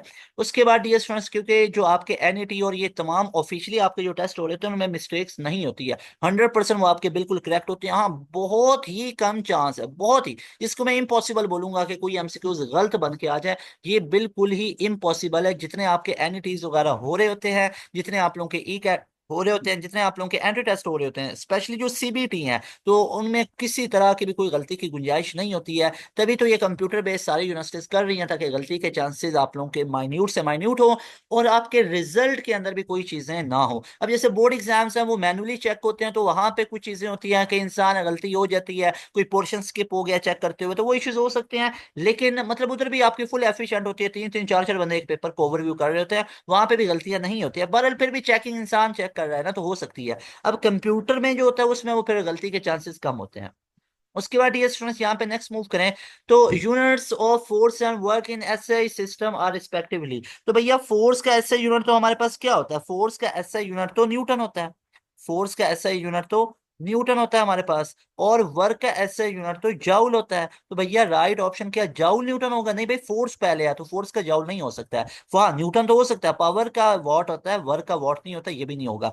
फोर्स का न्यूटन होता है, बिल्कुल होता है, वर्क का जाउल होता है, बिल्कुल होता है। तो सी को मैंने चूज कर लिया, लेकिन before choosing your correct option must read all options जो कि आपके पास पॉसिबल ऑप्शंस है। क्या फोर्स का वॉट होता है, नहीं भाई फोर्स का वॉट नहीं होता है। वर्क का तो जाउल होता है, फोर्स का वॉट नहीं होता है। सिर्फ only option C option that is left, that will be your correct correct option, correct option is only C option. Got it. अच्छा जी, उसके बाद नेक्स्ट मूव करें तो हमारे पास नेक्स्ट क्वेश्चन आता है डियर स्टूडेंट्स, जो 5 अप्रैल को पूछा गया, विच of the following words has similar meaning of fascinating. Fascinating का हमारे पास सिमिलर मीनिंग क्या आ जाता है, इसको हम बोलते हैं जो कि बहुत ज्यादा कैप्टिवेटिंग होता है। कैप्टिवेटिंग मतलब बहुत ज्यादा इंटरेस्टिंग शो करना, एक्सट्रीमली इंटरेस्ट शो करना। तो इसको हम किसके मीनिंग में ले सकते हैं, इसको हम ले सकते हैं फॉर एग्जाम्पल यहाँ पे जो हमारे पास इंट्रिग्विंग है उसके मीनिंग में ले सकते हैं। अब इंट्रिग्विंग का मतलब भी इंटरेस्टिंग के मीनिंग में ही आता है, तो ये आप चेक कर सकते हो। और वैसे भी बताया आईएनजी हमारे पास आगे लास्ट पे आईएनजी, तो ये सिमिलर, तो चेक करो ये रूल अप्लाई हुआ, जो रूल मैंने आप लोगों को इंग्लिश के अंदर पढ़ाए थे कि अगर नाउन है तो उसका सिनोनिम नाउन होगा, अगर हमारे पास वर्ब है तो उसके सिनोनिम वर्ब, एडवर्ब है तो एडवर्ब होगा, एडजेक्टिव है तो उसका एडजेक्टिव होगा। तो यहाँ पे वो सारे रूल्स भी अप्लाई हो रहे हैं। उसके बाद बाकी ऑप्शंस की तरफ आए तो बोरिंग, बोरिंग तो बेसिकली ये तो डल के मीनिंग में आता है, ये तो उसका ऑपोजिट मीनिंग बनेगा। रिपल्सिव हमारे पास दिया हुआ है, रिपल्सिव भी बेसिकली क्या होता है, नेगेटिव मीनिंग में आ रहा होता है, तो ये भी नहीं बन सकता। ऑर्डिनरी हमारे पास दिया हुआ है, ऑर्डिनरी हमारे पास क्या होता है, ये कॉमन होता है, यूजुअल होता है, तो ये भी हमारे पास नहीं बनेगा। भैया फैसिनेटिंग का मतलब होता है वेरी इंटरेस्टिंग, इंट्रिग्विंग के मीनिंग में आता है, इंट्रिग्विंग हमारे पास सी ऑप्शन में मौजूद है। उसके बाद डियर स्टूडेंट्स नेक्स्ट क्वेश्चन है हमारे पास कि the unit of momentum is, momentum का हमारे पास यूनिट क्या होता है, तो आप लोगों को पता ही है P is equal to M V होता है। मास का हमारे पास केजी बनता है, वेलोसिटी का हमारे पास मीटर पर सेकंड बनता है, तो केजी मीटर पर सेकंड, केजी मीटर पर सेकंड, जिसको मैं न्यूटन सेकंड भी लिख सकता हूँ, न्यूटन सेकंड भी लिख सकता हूं। क्यों बोला, क्योंकि F equal to M A होता है ना, तो मास का तो केजी हो गया, एक्सेलरेशन का मीटर पर सेकंड स्क्वायर हो गया, क्या मैं इसको लिख सकता हूं केजी मीटर पर सेकंड, और 1 सेकंड मैंने यहां पे लिख लिया, ये भी ऊपर चल के आप लोगों को पता ही है -2 ही बनेगा, तो ये केजी मीटर पर सेकंड हमारे पास क्या बनेगा, यहाँ पे ये देखो ये केजी मीटर पर सेकंड, तो यहाँ पे अगर आप लोग देखो तो ये हमारे पास क्या बनेगा, ये तो हमारे पास फोर्स का यूनिट आता है न्यूटन। यहाँ पे दोबारा देखो ये हमारे पास फोर्स का क्या होता है, एम ए, एम का केजी आ गया और ए का मीटर पर सेकंड स्क्वायर आ गया एक्सेलरेशन का, तो यहाँ से केजी मीटर पर सेकंड, एक पर सेकंड क्या बन गया, ये न्यूटन के अंदर और एक साथ सेकंड आ गया, तो बटे का बटा ऊपर गया तो प्लस बनेगा ना, पर सेकंड है ना, S-1 है, ऊपर जाएगा तो पॉजिटिव हो जाएगा ना, तो इसलिए ये हमारे पास क्या बन गया, ये प्लस बन गया। देखो इसको मैं पूरे को ऐसे लिख सकता हूँ, सोचो केजी मीटर और सेकंड स्क्वायर। अब एक जो सेकंड है, जो 1 सेकंड है, वो हमारे पास क्या बन गया, वो हमारे पास यहाँ पे चेक कर सकते हो, वो हमारे पास क्या बन गया, वो हमारे पास बन गया इसके इक्वल, क्या उसको बोलते हैं ये न्यूटन के, और बाकी एक हमारे पास सेकंड लग गया, तो Newton second will be the best option. Got it. तो ये हमारे पास बेस्ट ऑप्शन इसका क्या बनेगा, मोमेंटम का पूछा है, ये केजी मीटर स्क्वायर पर सेकंड, ये तो यूनिट नहीं है, जाउल पर सेकंड, ये देखो ये वर्क अपॉन में टाइम, ये तो पावर के इक्वल आ सकता है, ठीक है, और उसके बाद केजी मीटर पर सेकंड स्क्वायर, ये तो फोर्स का बन सकता है, तो मोमेंटम का यूनिट हमारे पास सिर्फ और सिर्फ क्या होगा, न्यूटन सेकंड होगा। So B option will be the best option. Got it. Dear students बार बार आप लोगों को एक चीज बता रहा हूं, नस्ट के अंदर आपका टारगेट होना चाहिए 180 प्लस इन नस्ट एनईटी 3, लाजमी तौर पे ये टारगेट आप लोगों ने अचीव करना है, और अपने तमाम मार्क्स को इस नंबर पे शेयर करना है। अपने एनईटी 3 के रिव्यूज, एनईटी 3 2025 के रिव्यूज हमारे साथ इस नंबर पे शेयर कीजिए, अपने नस्ट एनईटी 3 के तमाम मार्क्स को हमारे साथ इस नंबर पे आप लोगों ने शेयर करना है। लाजमी तौर पे इस नंबर को आप लोग नोट कर सकते हो, 0304066600। मोस्ट इंपॉर्टेंट ये स्टूडेंट्स, अगर आप लोगों के नस्ट एनईटी 4 देना चाहते हो तो उसके लिए हमारा ये बोर्ड फ्रेंडली बैच को लाजमी तौर पे ज्वाइन कीजिए, जिसमें आप लोगों को ना सिर्फ नस्ट एनईटी 4 की तैयारी करवाई जाएगी, बल्कि पाकिस्तान की तमाम टॉप नॉच यूनिवर्सिटीज कैंडिडेट्स की तैयारी करवाई जाएगी, including your FAST university, including your PIEAS university round 3, including your GK university, इन तमाम यूनिवर्सिटीज के राउंड की तैयारी करवाई जाएगी, एयर यूनिवर्सिटी की तैयारी करवाई जाएगी, बहरिया यूनिवर्सिटी की करवाई जाएगी, आईटीयू की तैयारी करवाई जाएगी। इसके अलावा आप लोगों को यहाँ पे पंजाब यूनिवर्सिटी की तैयारी करवाई जाएगी, एनईडी की तैयारी करवाई जाएगी, एनईडी का राउंड 1 तैयार करवाया जाएगा, Mehran university of engineering and technology की तैयारी करवाई जाएगी, एनईडी का राउंड 1 24 मई से उसकी तैयारी करवाई जाएगी, एनईडी का राउंड 2 12 जुलाई को है। एक दफा आपका सिलेबस 24 मई से पहले खत्म होगा, एक दफा सिलेबस 12 जुलाई से पहले पहले खत्म होगा। तो ये तमाम यूनिवर्सिटीज कैंडिडेट्स की तैयारी आप लोगों को हमारे एक प्रीमियम बैच में मिलेगी, जिसकी फी होती है हम पूरे जस्ट 6,000। इसी में आपको तमाम books, notes, practice material, each and everything you are shared. आपको तमाम की तमाम चीजें हम प्रोवाइड करते हैं हमारे प्रीमियम बैच में। सो लाजमी तौर पे हमारे बैच का हिस्सा बनेगा। You people will be so happy by joining our premium batch. अब इसके अलावा और एमसीक्यूज मैं आप लोगों के साथ डिस्कस करता हूँ। और नस्ट एनईटी 3 2025 5 अप्रैल को क्या क्या एमसीक्यूज पूछे गया, वो तमाम आइए एमसीक्यूज अब फर्दर हम डिस्कस करते हैं। और स्टूडेंट्स के भी रिव्यूज मैं आप लोगों के साथ शेयर करता हूँ। और भी मुख्तलिफ बच्चों ने पेपर दिए, पासियंस गए, एनईटी 3 दिया उन्होंने भी। अब एक स्टूडेंट के पेपर के अंदर क्या क्या क्वेश्चन थे उन्हें ये डिस्कस किए हैं सारे। ये हमारे प्रीमियम बैच के स्टूडेंट है जो अपना एनईटी देने जाते हैं और फिर हमारे साथ ये शेयर कर रहे होते हैं अपने तमाम एमसीक्यूज वगैरह को। तो डियर स्टूडेंट्स, यहाँ पे you can see K is sine of omega T equal to X naught, यहाँ से क्वेश्चन पूछा गया था ओमेगा टी को निकालना। अब theta is equal to omega T होता है एज यू नो, तो अब थीटा निकालने का पूछा गया था। ओमेगा टी मतलब थीटा निकालने का पूछा गया था। अब ये क्वेश्चन एज इट इज, ये सारे क्वेश्चन जो आपको नजर आ रहे हैं अल्हम्दुलिल्लाह हमने ये अपने प्रीमियम बैच के अंदर आप लोगों को कई बार करवाए हुए हैं। प्रीमियम बैच के अंदर ये आपको करवाएंगे। हमारे मॉक टेस्ट के अंदर ये तमाम एमसीक्यूज मौजूद हैं, हमारी वर्कशीट के अंदर ये तमाम एमसीक्यूज मौजूद है, हमारे टेस्ट के अंदर ये तमाम एमसीक्यूज मौजूद होते हैं। उसके बाद हमारे लेक्चर नोट्स के अंदर जो टॉपिकल एमसीक्यूज हैं उसके अंदर आपको ये तमाम क्वेश्चंस करवा दिए गए। अब अच्छा, इनका मैं सोल्यूशन भी आप लोगों को बताता हूँ। यहाँ पे जरा मैं आप लोगों को बताता जाऊँ। जैसे ये हमारे पास sine into tan inverse square root 3 आ रहा है। अब आपको पता है tan 30 की वैल्यू हमारे पास कितनी होती है? tan 30 इक्वल टू 1/√3 होता है। और जो टेंजेंट ऑफ 60 डिग्री होता है ये हमारे पास कितना होता है? ये हमारे पास स्क्वायर रूट 3 के इक्वल होता है। तो स्क्वायर रूट 3 ये हमारे पास 60 आ जाएगा। और साइन ऑफ 60 कितना होता है? Square root 3/2। तो इसका राइट ऑप्शन हमारे पास क्या बनेगा? स्क्वायर रूट 3/2 बन जाएगा। Got it? अच्छा जी, उसके बाद नेक्स्ट मूव करते हैं। तो आगे अब आप देखते जाएं क्वेश्चन हमारे पास क्या क्या आ रहे हैं। नेक्स्ट हमारे पास ये आ रहा है हमारे पास कि cos into arc ten into 1/√3। अब आर्क का मतलब तो इनवर्स होता है। अब यहाँ पे टेन इनवर्स ये आ रहा है तो ये tan of 30 बनेगा। तो ये बन जाएगा cos of 30 डिग्री। और cos of 30 कितना होता है? स्क्वायर रूट 3/2 होता है ये, जिसको आप 0.866 लिख सकते हैं। उसके बाद नेक्स्ट tan थीटा की ये value third quadrant find sine theta और सीकन थीटा, ये मैं आपको ऑलरेडी बता चुका हूँ। थर्ड क्वाड्रेंट में तो दोनों की वैल्यूज क्या आएंगी? नेगेटिव में वैल्यूज आएंगी। इसको भी आप लोगों ने याद रखना है। डियर स्टूडेंट्स, नेक्स्ट मूव करें तो हमारे पास नेक्स्ट क्वेश्चन आया angle between vector to vector cos of theta, ये वाला उन्होंने लिख के बता दिया। और कई बच्चों के पेपर में ये क्वेश्चन यू डॉट वी के सेंस में पूछा गया था कि यू डॉट वी अपॉन में यू की अलग से मैग्नीट्यूड और वी की अलग से मैग्नीट्यूड पूछी गई। उसके बाद ये रिप्रेजेंट किसको कर रहा है? ये वाले क्वेश्चन हमसे पूछे गए। पैराबोला के अंदर ये क्वेश्चन पूछे गए। उसके एरिया ऑफ पैरेलल जो पैरेलल पाइप है वहां पे ये सारी चीजें गिवन थी। When Compton wavelength is equal to.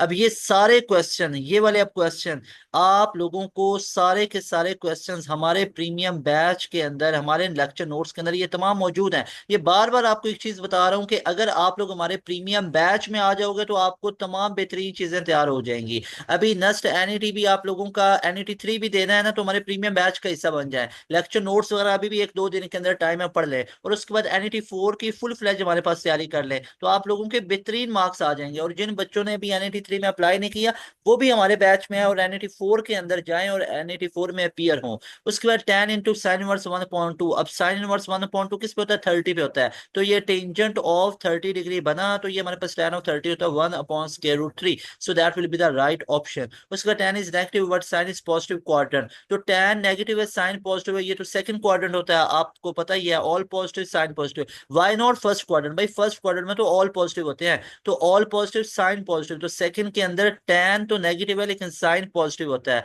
उसके बाद R1 है, M1 है, काइनेटिक एनर्जी को निकालना है। इस तरह के क्वेश्चंस आप लोगों से यहाँ पे डिस्कस किया। उसके बाद डियर स्टूडेंट्स यहाँ पे रेडियस, मास एरिया, काइनेटिक एनर्जी वगैरह पूछी गई। काइनेटिक एनर्जी के रिलेशन हमसे पूछे गए। उसके बाद eccentricity of earth that is about 0.0167, ये हमारे पास एक्सेंट्रिसिटी ऑफ अर्थ पूछी गई। फिर हमारे पास नॉट श्योर, ये स्टूडेंट कह रहे हैं कि थीटा, कुछ इस तरह का क्वेश्चन हमसे पूछा गया है। As you know very well कि थीटा जब भी पूछा जाए तो कोसाइन ऑफ थीटा को हम यूज करते हैं एंगल फाइंड आउट करने के लिए। उसका is equal to H F, ये एप्लीकेबल किस पे होता है? ये हमारे पास इलेक्ट्रॉन, फोटोन या पॉजिट्रॉन, ये लिए, फोटोन्स के लिए हमारे पास है एनर्जी ऑफ फोटोन्स वगैरह को निकालने के लिए यूज किया जाता है। उसके बाद थ्री अल्फाबेट्स वगैरह ABC, ये वाला क्वेश्चन मैं आपको ऑलरेडी करवा चुका हूँ। इस तरह के क्वेश्चन आप लोगों से पूछे गए। A man carrying weight of 10 newton upward out height 3 meter for find the work done. अब आपको पता है बॉडी पे फोर्स ऊपर की तरफ लग रही है, डिस्प्लेसमेंट भी ऊपर की तरफ है, तो वर्क डन कितना हो जाएगा? 10 × 3 दैट विल बी 30 जूल। तो 30 जूल का वर्क डन हो जाएगा। फिर पोटेंशियल एनर्जी सेम एज, आगे इस तरह करके ये पोटेंशियल एनर्जी के अंदर से पूछा गया। यूनिट और डायमेंशन एंड फोर्स यहाँ से पूछा गया। चेंज इन मोमेंटम के अंदर से यहाँ से यूनिट्स इसके और डायमेंशन वगैरह के रिलेटेड पूछा गया। Eight which amplitude potential energy is maximum, किस एम्पलीट्यूड पे पोटेंशियल एनर्जी मैक्सिमम होता है। फिर हमारे पास T n = 3/2n है, AP और यहाँ पे ये GP के अंदर होगा। अब इसको चेक करने के लिए आप लोगों को वन पुट करना पड़ेगा। तो यहाँ पे पहले वन पुट करेंगे तो 3/2 हो जाएगा, उसके बाद टू पुट करेंगे तो 3/4 हो जाएगा, उसके बाद थ्री पुट करेंगे तो अब आपको पता है 2⁻3 तो ये 3/8 हो जाएगा। तो यहाँ पे अगर आप लोग देखोगे तो हमारे पास अब इन दोनों को डिवाइड करो, 3/4 डिवाइडेड बाई 3/2 करो, तो ये मल्टीप्लाई बाई 2/3 हो जाएगा। थ्री थ्री से कटा और टू तो 1/2 आया। इस तरह आप लोग 3/8 को 3/4 से करोगे तो 3/8 मल्टीप्लाई बाई ये हमारे पास कितना हो जाएगा? 4/3 हो जाएगा। थ्री थ्री से कटा तो ये 2 हो गया। तो ये GP के अंदर होगा, ये AP के अंदर नहीं है, क्योंकि कॉमन रेशियो सेम आ रही है। तो ये जो हमारे पास पूरे का पूरा टर्म आ रहा है ये GP के अंदर आ रहा है। अब इसका तरीकाकार ये होता है, जो एन होता है ना, इस एन की जगह पे पहले वन पुट कर लीजिए, टू पुट कर लीजिए, थ्री पुट कर लीजिए, तो आपके पास वो वैल्यूज आ जाती हैं। फिर थ्री को टू पे डिवाइड करें और टू को वन पे करें। अगर तो उनकी कॉमन रेशियो सेम आ रही है, यानी R सेम आ रहा है, तो वो GP में होगा। अगर उनका कॉमन डिफरेंस सेम आ रहा है तो वो AP में होगा। पहले आप लोग ये कॉमन डिफरेंस चेक कर लीजिए, दूसरी को पहले में से माइनस करके देखें क्या कॉमन डिफरेंस सेम आ रहा है। अगर आ रहा है तो AP ठीक है। अगर उसका दोनों को डिवाइड करके देखें, अगर तो वो उसकी कॉमन रेशियो सेम आ रही है तो वो GP में होगा। दोनों को चेक करके देख लें कि वो हमारे पास AP में है या GP में है। उसके बाद यहाँ पे ये अगेन हमारे पास ये दिया हुआ, पूछा गया था AP के अंदर, ये GP के अंदर है। नंबर ऑफ n पूछा गया। उसके बाद NC2 इक्वल ये आ रहा है, फाइंड n की वैल्यू आप लोगों ने फाइंड आउट करनी है। ये तमाम क्वेश्चंस आप लोगों को हमारे नोट्स के अंदर भी मिलेंगे, और ये तमाम क्वेश्चन मैं आप लोगों को पहले भी जो ऊपर PDF के फॉर्मेट पे करवाए हैं उसके अंदर ये क्वेश्चन करवा चुका हूँ। अ dice is throne 6 times, what is the probability of getting same number every time. क्या प्रोबेबिलिटी हो जाएगी? अब 6 टाइम्स किया गया। अब आपको पता ही है कि डाइस को अगर आप लोग 1 टाइम रोल करें तो 6 इसकी हमारे पास आउटकम आ सकती हैं। अगर 2 टाइम किया जाए 36 आ जाएंगी, तो 6 रेज टू पावर 2 आ जाएगा। अगर उसको 6 टाइम किया है 6 रेज टू पावर 6 आ जाएगा। तो इस तरीके से आप लोग कर सकते हो। कॉइन इज थ्रोन 4 टाइम, एक कॉइन को 4 टाइम किया गया, probability of getting at least 2 tail, 2 tail कब कब आ सकती हैं। तो इसके लिए अब देखो 4 टाइम्स किया गया, तो पहली दफा एक कॉइन है उसको 4 टाइम किया गया, पहली दफा क्या पता है हेड आया, उसके बाद हमारे पास दूसरी दफा भी हेड आ गया, उसके बाद हेड आ गया, उसके बाद हेड आ गया। ये भी हो सकता है, ये भी हो सकता है हमारे पास। अब वो कह रहे हैं कि एटलीस्ट 2 टेल्स, 2 टेल्स आने चाहिए। तो टेल्स के लिए क्या हो सकता है कि या तो चारों दफा ही टेल आ जाए, एक ये प्रोबेबिलिटी बन गई, या हमारे पास 3 दफा टेल आ जाए और एक दफा हेड आ जाए, या ये भी हो सकता है 2 दफा टेल आ जाए 2 दफा हेड आ जाए, या ये भी हो सकता है एक दफा टेल आ जाए और उसके बाद बाकी हेड आ जाए। ऐसा भी तो हो सकता है। तो 1 2 3 4, तो 4 प्रोबेबिलिटी हमारे पास बन सकती है। तो 4 आउट ऑफ टोटल हमारे पास पॉसिबल आउटकम्स कितनी आ रही हैं वो आप चेक कर सकते हो 4। तो ये आपने इस तरह चेक कर लेना होता है कि टोटल पॉसिबल हमारे पास, अच्छा एटलीस्ट 2 टेल कह रहा है, नॉट वन, नॉट वन। तो 2 टेल्स की प्रोबेबिलिटी कहाँ पे है?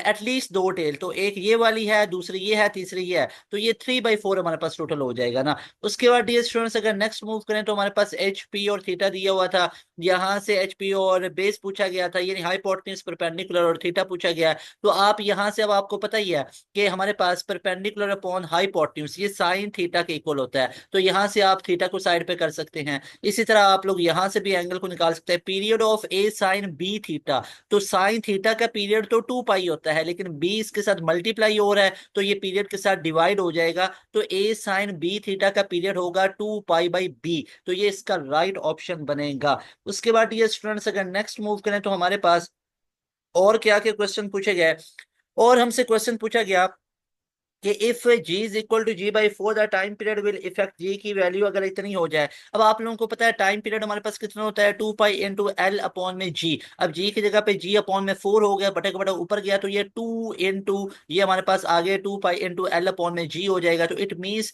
कि हमारे पास जो नया वाला टाइम पीरियड आया वो पहले वाले का 2 टाइम हो चुका है। तो नया वाला टाइम पीरियड पहले वाले का 2 टाइम हो गया। तो अगर वैल्यू g/4 होगा तो टाइम पीरियड डबल हो जाता है। उसके बाद अगर एक्सरेज आर इनविजिबल, एक्सरेज को क्या हम देख सकते हैं, बिल्कुल नहीं देख सकते हैं। उसके बाद 3 vectors are given and we are determine whether A right angle, B equilateral, तो ऑब्ट्यूज यानी इस तरह के एरियाज के रिलेटेड हमसे पूछे गए क्वेश्चंस।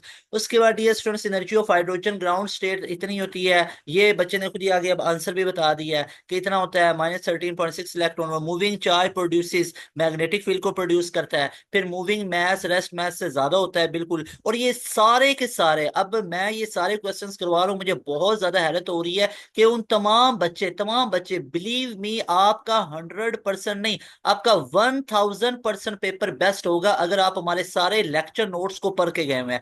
एक चीज भी, और सारे स्टूडेंट के ये रिव्यूज आ रहे हैं कि सर एक चीज भी आपके नोट्स के बाहर नहीं आई, सारी नोट्स के अंदर से कॉन्सेप्ट पूछे गए, सारे एमसीक्यूज आप लोगों के मॉक टेस्ट के अंदर से आए, सारे एमसीक्यूज आप लोगों के चैप्टर वाइज टेस्ट जो आप लोगों ने टॉपिकल एमसीक्यूज डाले होते हैं उसके अंदर से आए। तो लाजमी तौर पे हमारे प्रीमियम बैच का हिस्सा बन जाए। अगर प्रीमियम बैच में नहीं आते हैं तो हमारी एंड गेम को लाजमी तौर पे सुन के जाए। एंड गेम आप लोगों ने वो देखनी कैसे है, एंड स्क्रीन भी लगा दी जाएगी, आप लोगों ने यूट्यूब के ऊपर लिखना है NUST NET physics by pass education system, NUST NET math by pass education system, NUST NET English by pass education system. उसके बाद जो ईएमएफ है ये किसके ऊपर डिपेंड करती है, याद रखिएगा ईएमएफ किस पे नहीं डिपेंड करती है, ये भी पूछा गया है। तो ये याद रखिएगा, इंड्यूस ईएमएफ रेजिस्टेंस पे डिपेंड नहीं करती, जबकि जो इंड्यूस करंट होती है वो रेजिस्टेंस पे डिपेंड कर रही होती है। तो ये चीजें भी आप लोगों ने याद रखनी है। उसके बाद ये स्टूडेंट्स आ गया रेट ऑफ चेंज ऑफ जो मैग्नेटिक फील्ड हमारे पास है, जो हमारे पास sum of B dot delta L equal to mu naught time total current के इक्वल होता है।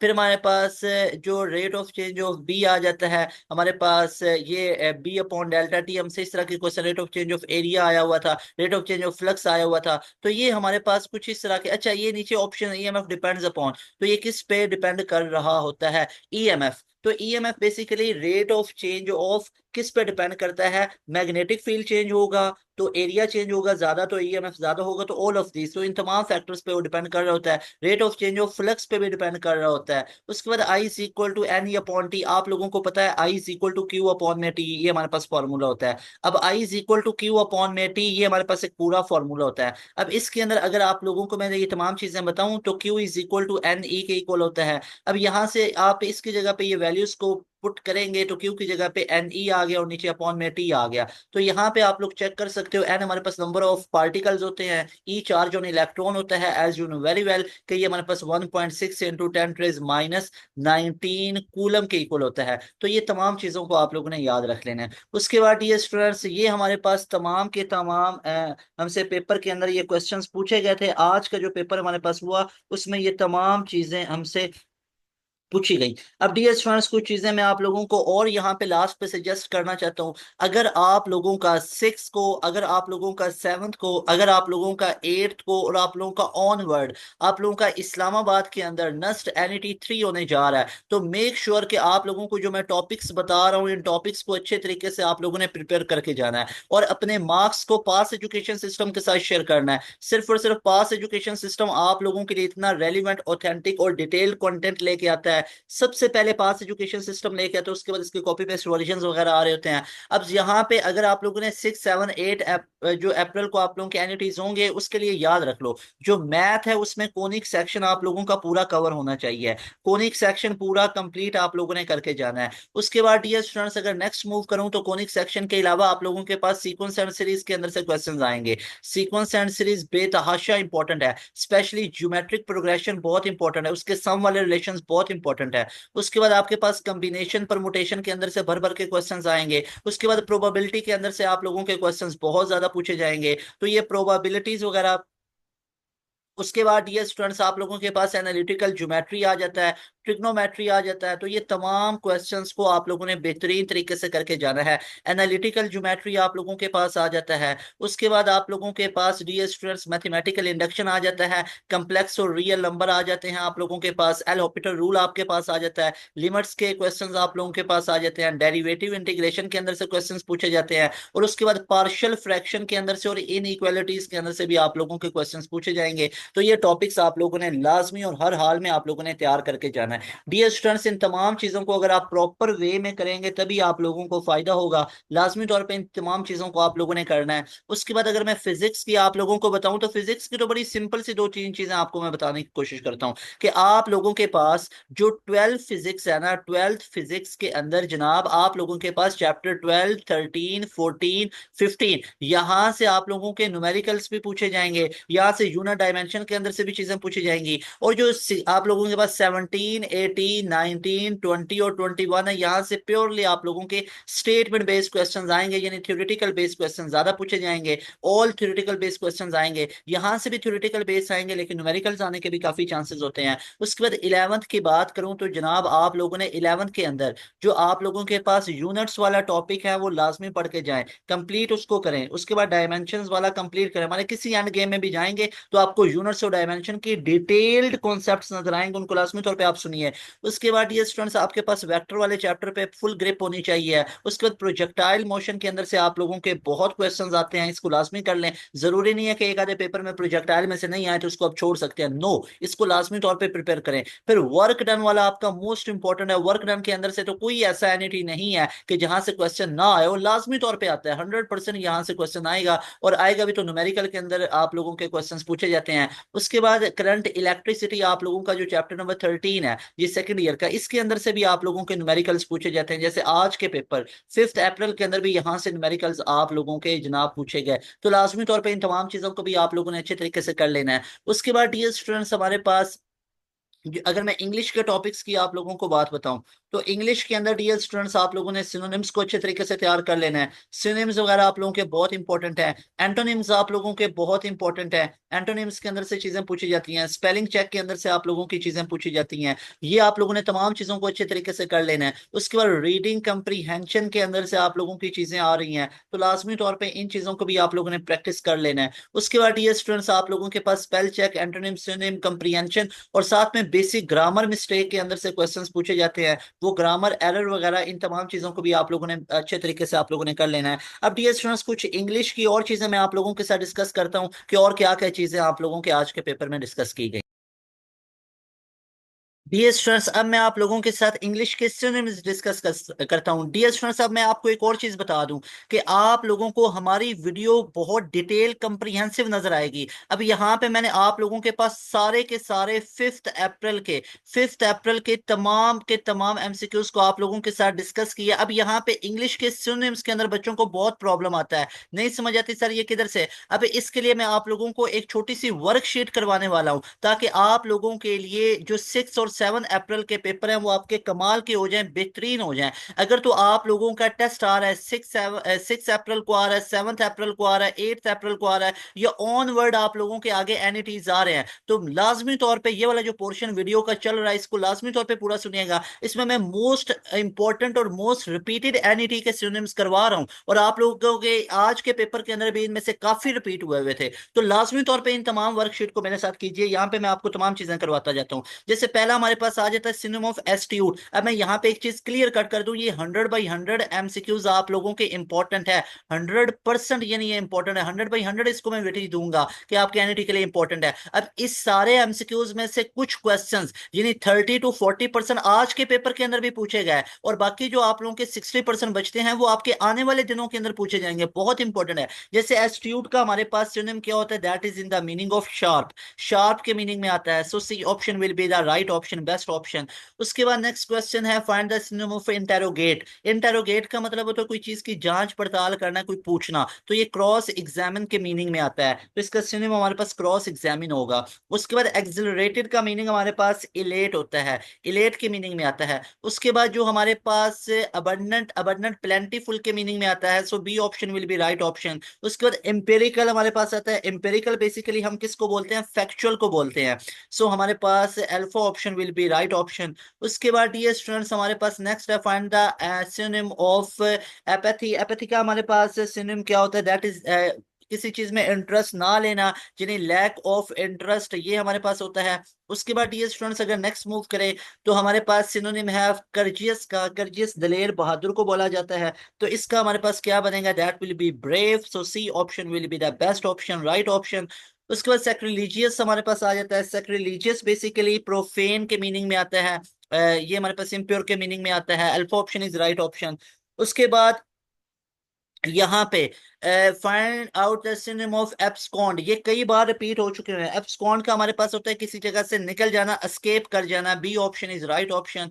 उसके बाद find out the synonym of mediocre. अब मिडोकर का हमारे पास क्या होता है, एवरेज होता है, मिडोकर एवरेज को बोला जाता है ना, so right option will be B option, that is average. उसके बाद कैनवस हमारे पास आ जाता है, कैनवस का सिनोनिम हमारे पास क्या होता है, दैट इज कैनवस, मतलब इंटरव्यू के मीनिंग में आता है ना, इंटरव्यू करना, जांच पड़ताल वगैरह करना, तो ये हमारे पास क्या होता है, दैट इज इंटरव्यू। देखते हैं यहाँ पे, यस डेल्टा ऑप्शन में मौजूद है, सो delta option will be best option. उसके बाद डियर स्टूडेंट्स है सिनोनिम ऑफ क्रेडिबल। क्रेडिबल आप लोग जानते ही हैं, क्रेडिबल कहते हैं एक्सेप्टेबल, जो चीज एक्सेप्ट की जा सके उसको एक्सेप्टेबल यानी कि एक्सेप्टेबल यानी कि क्रेडिबल बोला जाता है, कि उसके बाद जैसे इसकी क्रेडिबिलिटी कितनी है, कि इसकी एक्सेप्टेंस कितनी है, इसको किस लेवल का एक्सेप्ट किया जा सकता है।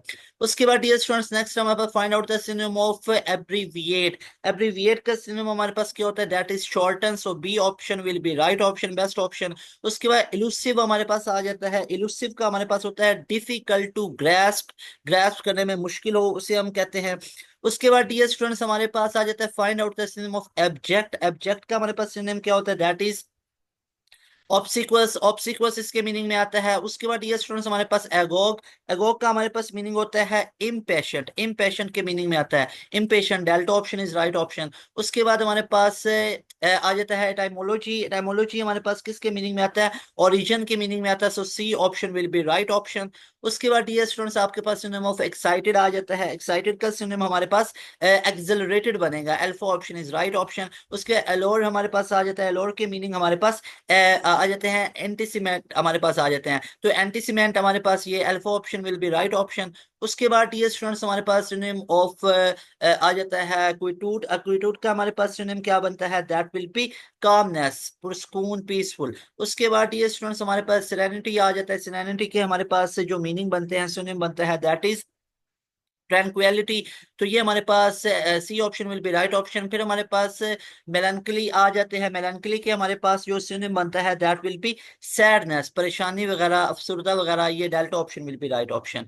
उसके बाद हमारे पास एपीग्राम आ जाता है, एपीग्राम के हमारे पास जो बनेगा synonym, that will be just, alpha option will be right option. उसके बाद हमारे पास ल्यूमिनस आ जाता है, अब luminous you know very well कि ये ब्राइट के मीनिंग में आता है, so alpha option will be right option. उसके बाद डियर स्टूडेंट्स नेक्स्ट मूव करें तो हमारे पास find out the synonym of canvas. Canvas हमारे पास आ जाता है, अब कैनवास के हमारे पास मीनिंग क्या बनते हैं, दैट इज कोर्स क्लॉथ, ये हमारे पास C option will be right option. उसके बाद हमारे पास क्रेडिटेबल आ जाता है, अब क्रेडिटेबल के मीनिंग हमारे पास जो बनेंगे, दैट विल बी एडमायरेबल, जिसको कबूल किया जा सके, alpha option will be right option. उसके बाद हमारे पास एलिनेट आ जाता है, एलिनेट के हमारे पास जो मीनिंग बनेंगे, that will be in sense of make unfriendly और हॉस्टाइल, ये अल्फा ऑप्शन के अंदर मौजूद है, alpha option will be best option, right option. उसके बाद डियर स्टूडेंट्स नेक्स्ट मूव करें तो हमारे पास नेक्स्ट क्वेश्चन के अंदर हमारे पास अगर हम देखें तो वो हमारे पास सिनोनिम आ जाते हैं मेटिकुलस के। अब मेटिकुलस की अगर हम बात करें तो ये हमारे पास केयरफुल के मीनिंग में आता है, alpha option will be right option. उसके बाद ये स्टूडेंट्स ऑर्डेंट हमारे पास आ जाता है, ऑर्डेंट के हमारे पास मीनिंग पैशनेट होते हैं, so delta option is right option. And the last question appalled, appalled के हमारे पास मीनिंग क्या होते हैं, that is dismayed, C option will be right option. तो ये टॉप 30 सिनोनिम्स भी आप लोगों को करवा दिए ताकि आप लोगों को साथ साथ मैक्सिमम फायदा हो सके। तो एक वीडियो सिर्फ 5 अप्रैल के एमसीक्यूज पे तो ये बन ही गई चाहिए ना, तो साथ में इसी वीडियो के अंदर आप लोगों को ये 30 टॉप एमसीक्यूज भी तो पता होने चाहिए ना सिनोनिम्स के रिलेटेड। आई होप आप लोगों के साथ जो मैंने चीजें डिस्कस की हैं आप लोगों को ये तमाम कवर हुई होंगी और आप लोगों को 100% ये तमाम चीजें क्लियर हुई होंगी। यहाँ पे आप लोगों को ये तमाम की तमाम की तमाम ये चीजें जो मैंने आप लोगों को ये डिस्कस की हैं, इनको आई होप आप लोगों को ये क्लियर हुई होंगी। जहां पे प्रॉब्लम बनी है, जहां पे नहीं समझ आए, उसको दोबारा वीडियो को रिवाइंड करें, दोबारा जाके देखें और इन तमाम चीजों को आपने नाइसली और अच्छे तरीके से तमाम चीजों को कवर कर लेना है, क्योंकि यहाँ से ही आप लोगों के क्वेश्चंस बार बार रिपीट होंगे। अच्छा डियर स्टूडेंट्स, इसके अलावा मैं कुछ और आप लोगों के साथ आज के क्वेश्चंस शेयर करता हूँ जो आज के डेट में हमसे क्वेश्चंस पूछे गए। डियर स्टूडेंट्स, अब मैं आप लोगों को यहाँ पे एक ओवरव्यू देना चाहता हूँ लास्ट पे। अगर आप चाहें तो इनके स्क्रीनशॉट्स भी ले सकते हैं, यहाँ पे आप इन ये तमाम चीजें देख सकते हैं। इसको मैं स्क्रॉल कर रहा हूँ तो ये आप लोग देख सकते हो। आपके पास से जो चैप्टर नंबर 16 है, यहाँ से क्वेश्चंस पूछे गए सेकंड ईयर के चैप्टर 16 के अंदर से। जो हमारे पास ये रिलेशन होते हैं ना, X equal to X naught sine of theta. याद रखिएगा थीटा की वैल्यू होती है ओमेगा टी के इक्वल, तो ये यहाँ पे पुट करके और इससे भी आप वैल्यूज निकाल सकते हो। तो ये सारे मैं स्क्रॉल करता जा रहा हूँ, इन तमाम क्वेश्चंस को आप लोग नोट कर सकते हो। ये मैं आप लोगों को ऑलरेडी अब करवा भी चुका हूँ और ये आप लोगों के पास एक पूरा ओवरव्यू आ रहा है कि आज का एनईटी 3 5 अप्रैल का टेस्ट किस तरह का था। आई होप आप लोगों को ये तमाम चीजें क्लियर हुई होंगी। तो ये इस तरह के हमारे पास क्वेश्चंस पूछे गए आज 5 अप्रैल के पेपर के अंदर। ये तमाम क्वेश्चन मैं आप लोगों को ऑलरेडी करवा चुका हूँ। यहाँ पे मल्टीप्लिकेटिव इनवर्स के अंदर से complex real number, arithmetic mean between two number and point of intersection between two line किस पे सेटिस्फाई करता है। दोनों इक्वेशंस को सेटिस्फाई करना चाहिए। डी मॉर्विस थ्योरम के अंदर से, लिमिट्स के अंदर से, एलोपिटल रूल के अंदर से आपके 8-10 क्वेश्चंस आए हुए थे।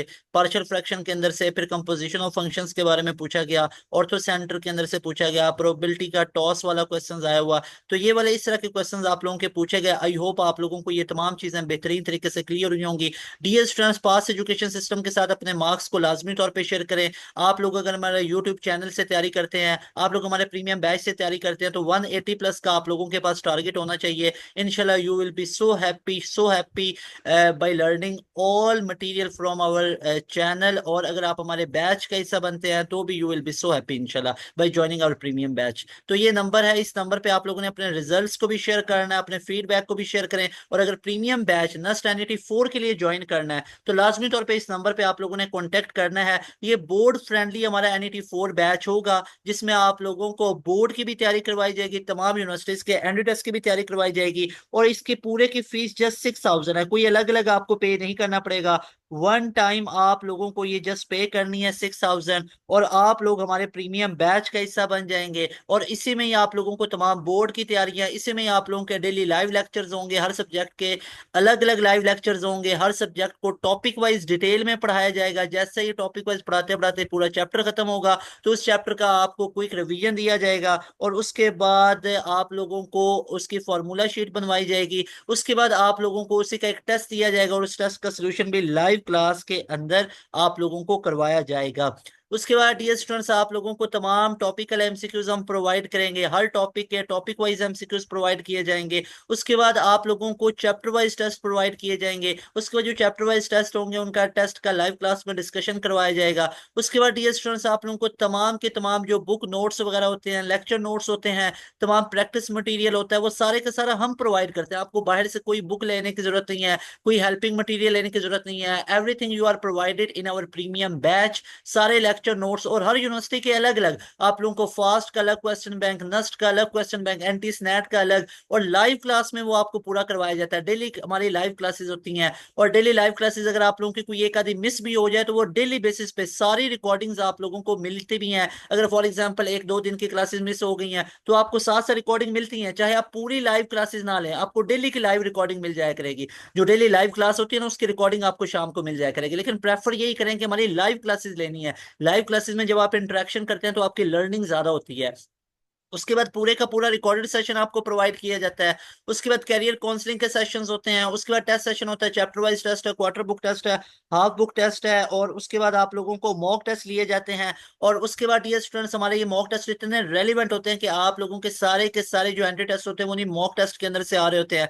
हर यूनिवर्सिटी के तमाम पास्ट पेपर का लाइव क्लास में आपको सोल्यूशन करवाया जाता है। आई होप कि आप लोगों को ये तमाम चीजें क्लियर हुई होंगी। तो लाजमी तौर पर हमारे बैच का हिस्सा बने। इस बैच की फीस जस्ट 6,000 और इस बैच के अंदर आपका यूईटी का ई कैट राउंड 2 कवर होगा, जीके इंस्टीट्यूट का टेस्ट कवर होगा, आईटीयू होगा, NDU air set, U set वगैरह होगा, NDU Bahria, national university of technology, COMSATS, PIEAS round 2, PUCIT, ITU, Punjab university का आप लोगों का टेस्ट कवर होगा। मोस्ट इंपॉर्टेंट इसमें एनईडी का राउंड 1 कवर होगा जो 24 मई से स्टार्ट हो रहा है। इसमें एनईडी का राउंड 2 कवर होगा जो आपका 12 जुलाई को हो रहा है। तो एक दफा आप लोगों का पूरा सिलेबस एनईटी 4 से कवर होगा, एनईडी राउंड 1 से पहले होगा, एनईडी राउंड 2 से भी पहले एक दफा सिलेबस खत्म होगा। तो आप लोगों का हर एक राउंड से पहले पूरा सिलेबस 0 to 100% कवर करवाया जाएगा। ये आप लोगों को फीचर मिलते हैं हमारे बैच में। 6000 के अंदर आप लोगों को तमाम रिकॉर्डिंग्स, तमाम recorded session, daily live classes, तमाम प्रैक्टिस मटेरियल, तमाम लेक्चर नोट्स, पीडीएफ, तमाम टेस्ट सेशन आपको मिलता है हमारे जस्ट 6000 के अंदर हमारे प्रीमियम बैच में। तो लाजमी तौर पे हमारे बैच का हिस्सा बनिएगा इंशाल्लाह। You will be so happy by joining our premium batch. इसमें हमारे पास लिमिटेड ही सीट्स हैं। इस नंबर पे आप लोगों ने कांटेक्ट करना है। ये नंबर आप लोगों के पास स्क्रीन पे भी यहाँ पे आप लोगों को शो हो रहा है, ऊपर भी यहाँ पे ये लिखा हुआ है। इस नंबर को भी नोट कर लें, 0304066600। ये बोर्ड फ्रेंडली बैच है। अगर आप गैप ईयर वाले बच्चे हैं तो भी आप लोगों के लिए ये बहुत इंपॉर्टेंट है, और उसके बाद अगर आप लोग रिपीटर है तो भी आप लोगों के लिए ये बहुत इंपॉर्टेंट है। और उसके बाद डियर स्टूडेंट्स, अगर आप लोग सेकेंड ईयर के भी एग्जाम्स देने जा रहे हैं तो भी आप लोगों के लिए ये बैच बहुत ज्यादा इंपॉर्टेंट है। इसमें बोर्ड की भी तैयारी करवाई जाएगी, बोर्ड एग्जाम्स की भी तैयारी मुकम्मल करवाई जाएगी, और साथ में डियर स्टूडेंट्स आप लोगों को तमाम की तमाम यूनिवर्सिटीज कैंडिडेट्स की भी तैयारी करवाई जाएगी। अब बच्चे के माइंड में आता है कि इतने फीचर्स हैं तो फिर आप लोगों के रिजल्ट्स किस लेवल के होंगे। अब जरा मैं आपको लास्ट पे यहाँ पे रिजल्ट शो करवाता हूँ कि पास एजुकेशन सिस्टम, वाई पास एजुकेशन सिस्टम, पास एजुकेशन सिस्टम के रिजल्ट्स किस लेवल के होते हैं। जरा आए इन पे एक झलक देखते हैं पास एजुकेशन सिस्टम के रिजल्ट्स के ऊपर। डियर स्टूडेंट्स, नस्ट एनईटी 2 अभी आप लोगों का हुआ है। एनईटी 2 कंप्लीट हो चुका है, एनईटी 3 तो अभी हो रहा है ना। तो एनईटी 2 अभी कंप्लीट आप लोगों का हो चुका है और इसके रिजल्ट्स वगैरह भी आ चुके हैं, और आप लोगों के सामने है कि पास एजुकेशन सिस्टम के स्टूडेंट ने टॉप किया, 171 आउट ऑफ 200 का स्कोर निकाला। ये हमारे बैच का स्टूडेंट है, प्रीमियम बैच का स्टूडेंट है dear students. He scored 171 out of 200 and is topper from our batch इंशाल्लाह अज़्ज़ा वजल। और भी बहुत ज्यादा रिजल्ट्स आएंगे नस्ट एनईटी 3 के अंदर। लाजमी तौर पे अपने शेयर कीजिएगा ताकि दूसरों के लिए भी मोटिवेशन हो, आप लोगों के लिए भी वो चीज़ एक बहुत ही खुशी का बाइस होगी। इंशाल्लाह आपको सक्सेस स्टोरीज में ऐड करेंगे। हर एक स्टूडेंट आपको देखेगा, आपकी सक्सेस स्टोरी को देखेगा। लाजमी तौर पे आप लोग हमारे साथ अपने मार्क्स को शेयर कीजिएगा। तो ये चेक करें, ये हाशिम खान जदून हमारे बैच का स्टूडेंट है, मोहम्मद बिलाल जदून इनके वालिद साहब का नाम है। 100 में से 91 का स्कोर किया, मैथ में 52 का, फिजिक्स में 28 यहाँ से। और चेक करें कि हमें पता है मैथ कैसे करवानी, फिजिक्स कैसे करवानी, इंग्लिश कैसे करवानी है। 171 का स्कोर आया आउट ऑफ 200। ये है पास एजुकेशन सिस्टम के प्रीमियम बैच के रिजल्ट। और इन स्टूडेंट ने नस्ट एनईटी 1 में भी हमारा बैच ज्वाइन किया हुआ था, और नस्ट एनईटी 1 के अंदर जो 2025 के अंदर जो सीरीज आप लोगों की हुई, इसके अंदर इनका स्कोर 154 रहा, तब भी ये हमारे बैच का हिस्सा थे। तो अगर तो आप हमारे प्रीमियम बैच का हिस्सा बनते हैं ना, तो इसमें आप लोगों का कंफर्म है 150 प्लस लेने हमारे बैच का हिस्सा बने, 160 प्लस लेने हमारे बैच का हिस्सा बने, 170 प्लस लेने हमारे बैच का हिस्सा बने, 180 प्लस में जाना है हमारे बैच का हिस्सा बने। हमने 170 प्लस का टारगेट अचीव कर लिया हुआ है। इंशाल्लाह अब नेक्स्ट टारगेट है 180 प्लस को जाना। तो लाजमी तौर पे आप वो स्टूडेंट हैं जिन्हें 180 प्लस में जाना है, तो लाजमी तौर पे 180 प्लस का टारगेट आप लोगों ने सेट करना है। उसके बाद डियर स्टूडेंट्स, हमारे पास नस्ट एनईटी 2 के अंदर और भी बेतहाशा रिजल्ट है। 160 प्लस में लाइन लगी हुई है, 150 प्लस में लाइन लगी हुई है। अगर मैं आप लोगों को 2024 की बात बताऊं तो 1000 प्लस तो हमारे 2024 साल के अंदर बच्चे नस्ट के अंदर सेलेक्ट हुए हैं। पहली मेरिट पोजीशन होती है ना, पहली पहली से स्टार्ट होती है, और वो पहली मेरिट पोजीशन लेने वाला ही हमारा बच्चा है, प्रीमियम बैच का student Mohammad Abdullah Khan. NUST NET 1 में हमारे स्टूडेंट टॉप किया, 2 में टॉप किया, 3 में टॉप किया, 4 में टॉप किया। एनईटी 2 2025 के अंदर वाइस में हमारे स्टूडेंट टॉप किए, सारे टॉपर्स अल्हम्दुलिल्लाह। हर नस्ट की सीरीज के टॉपर हमारे प्रीमियम बैच के होते हैं। तो ये हमारा पास एजुकेशन सिस्टम का रिजल्ट है, आप लोगों के सामने आप चेक कर सकते हो। उसके बाद डियर स्टूडेंट्स और भी बेतहाशा रिजल्ट्स आप लोग देखते जाएं। यहाँ पे पास एजुकेशन सिस्टम के किस किस तरह लेवल के रिजल्ट्स आ रहे हैं, और ये सारे लेटेस्ट हैं। अभी ये 2025 एनईटी 2 के रिजल्ट्स हैं, आप लोग चेक कर सकते हो।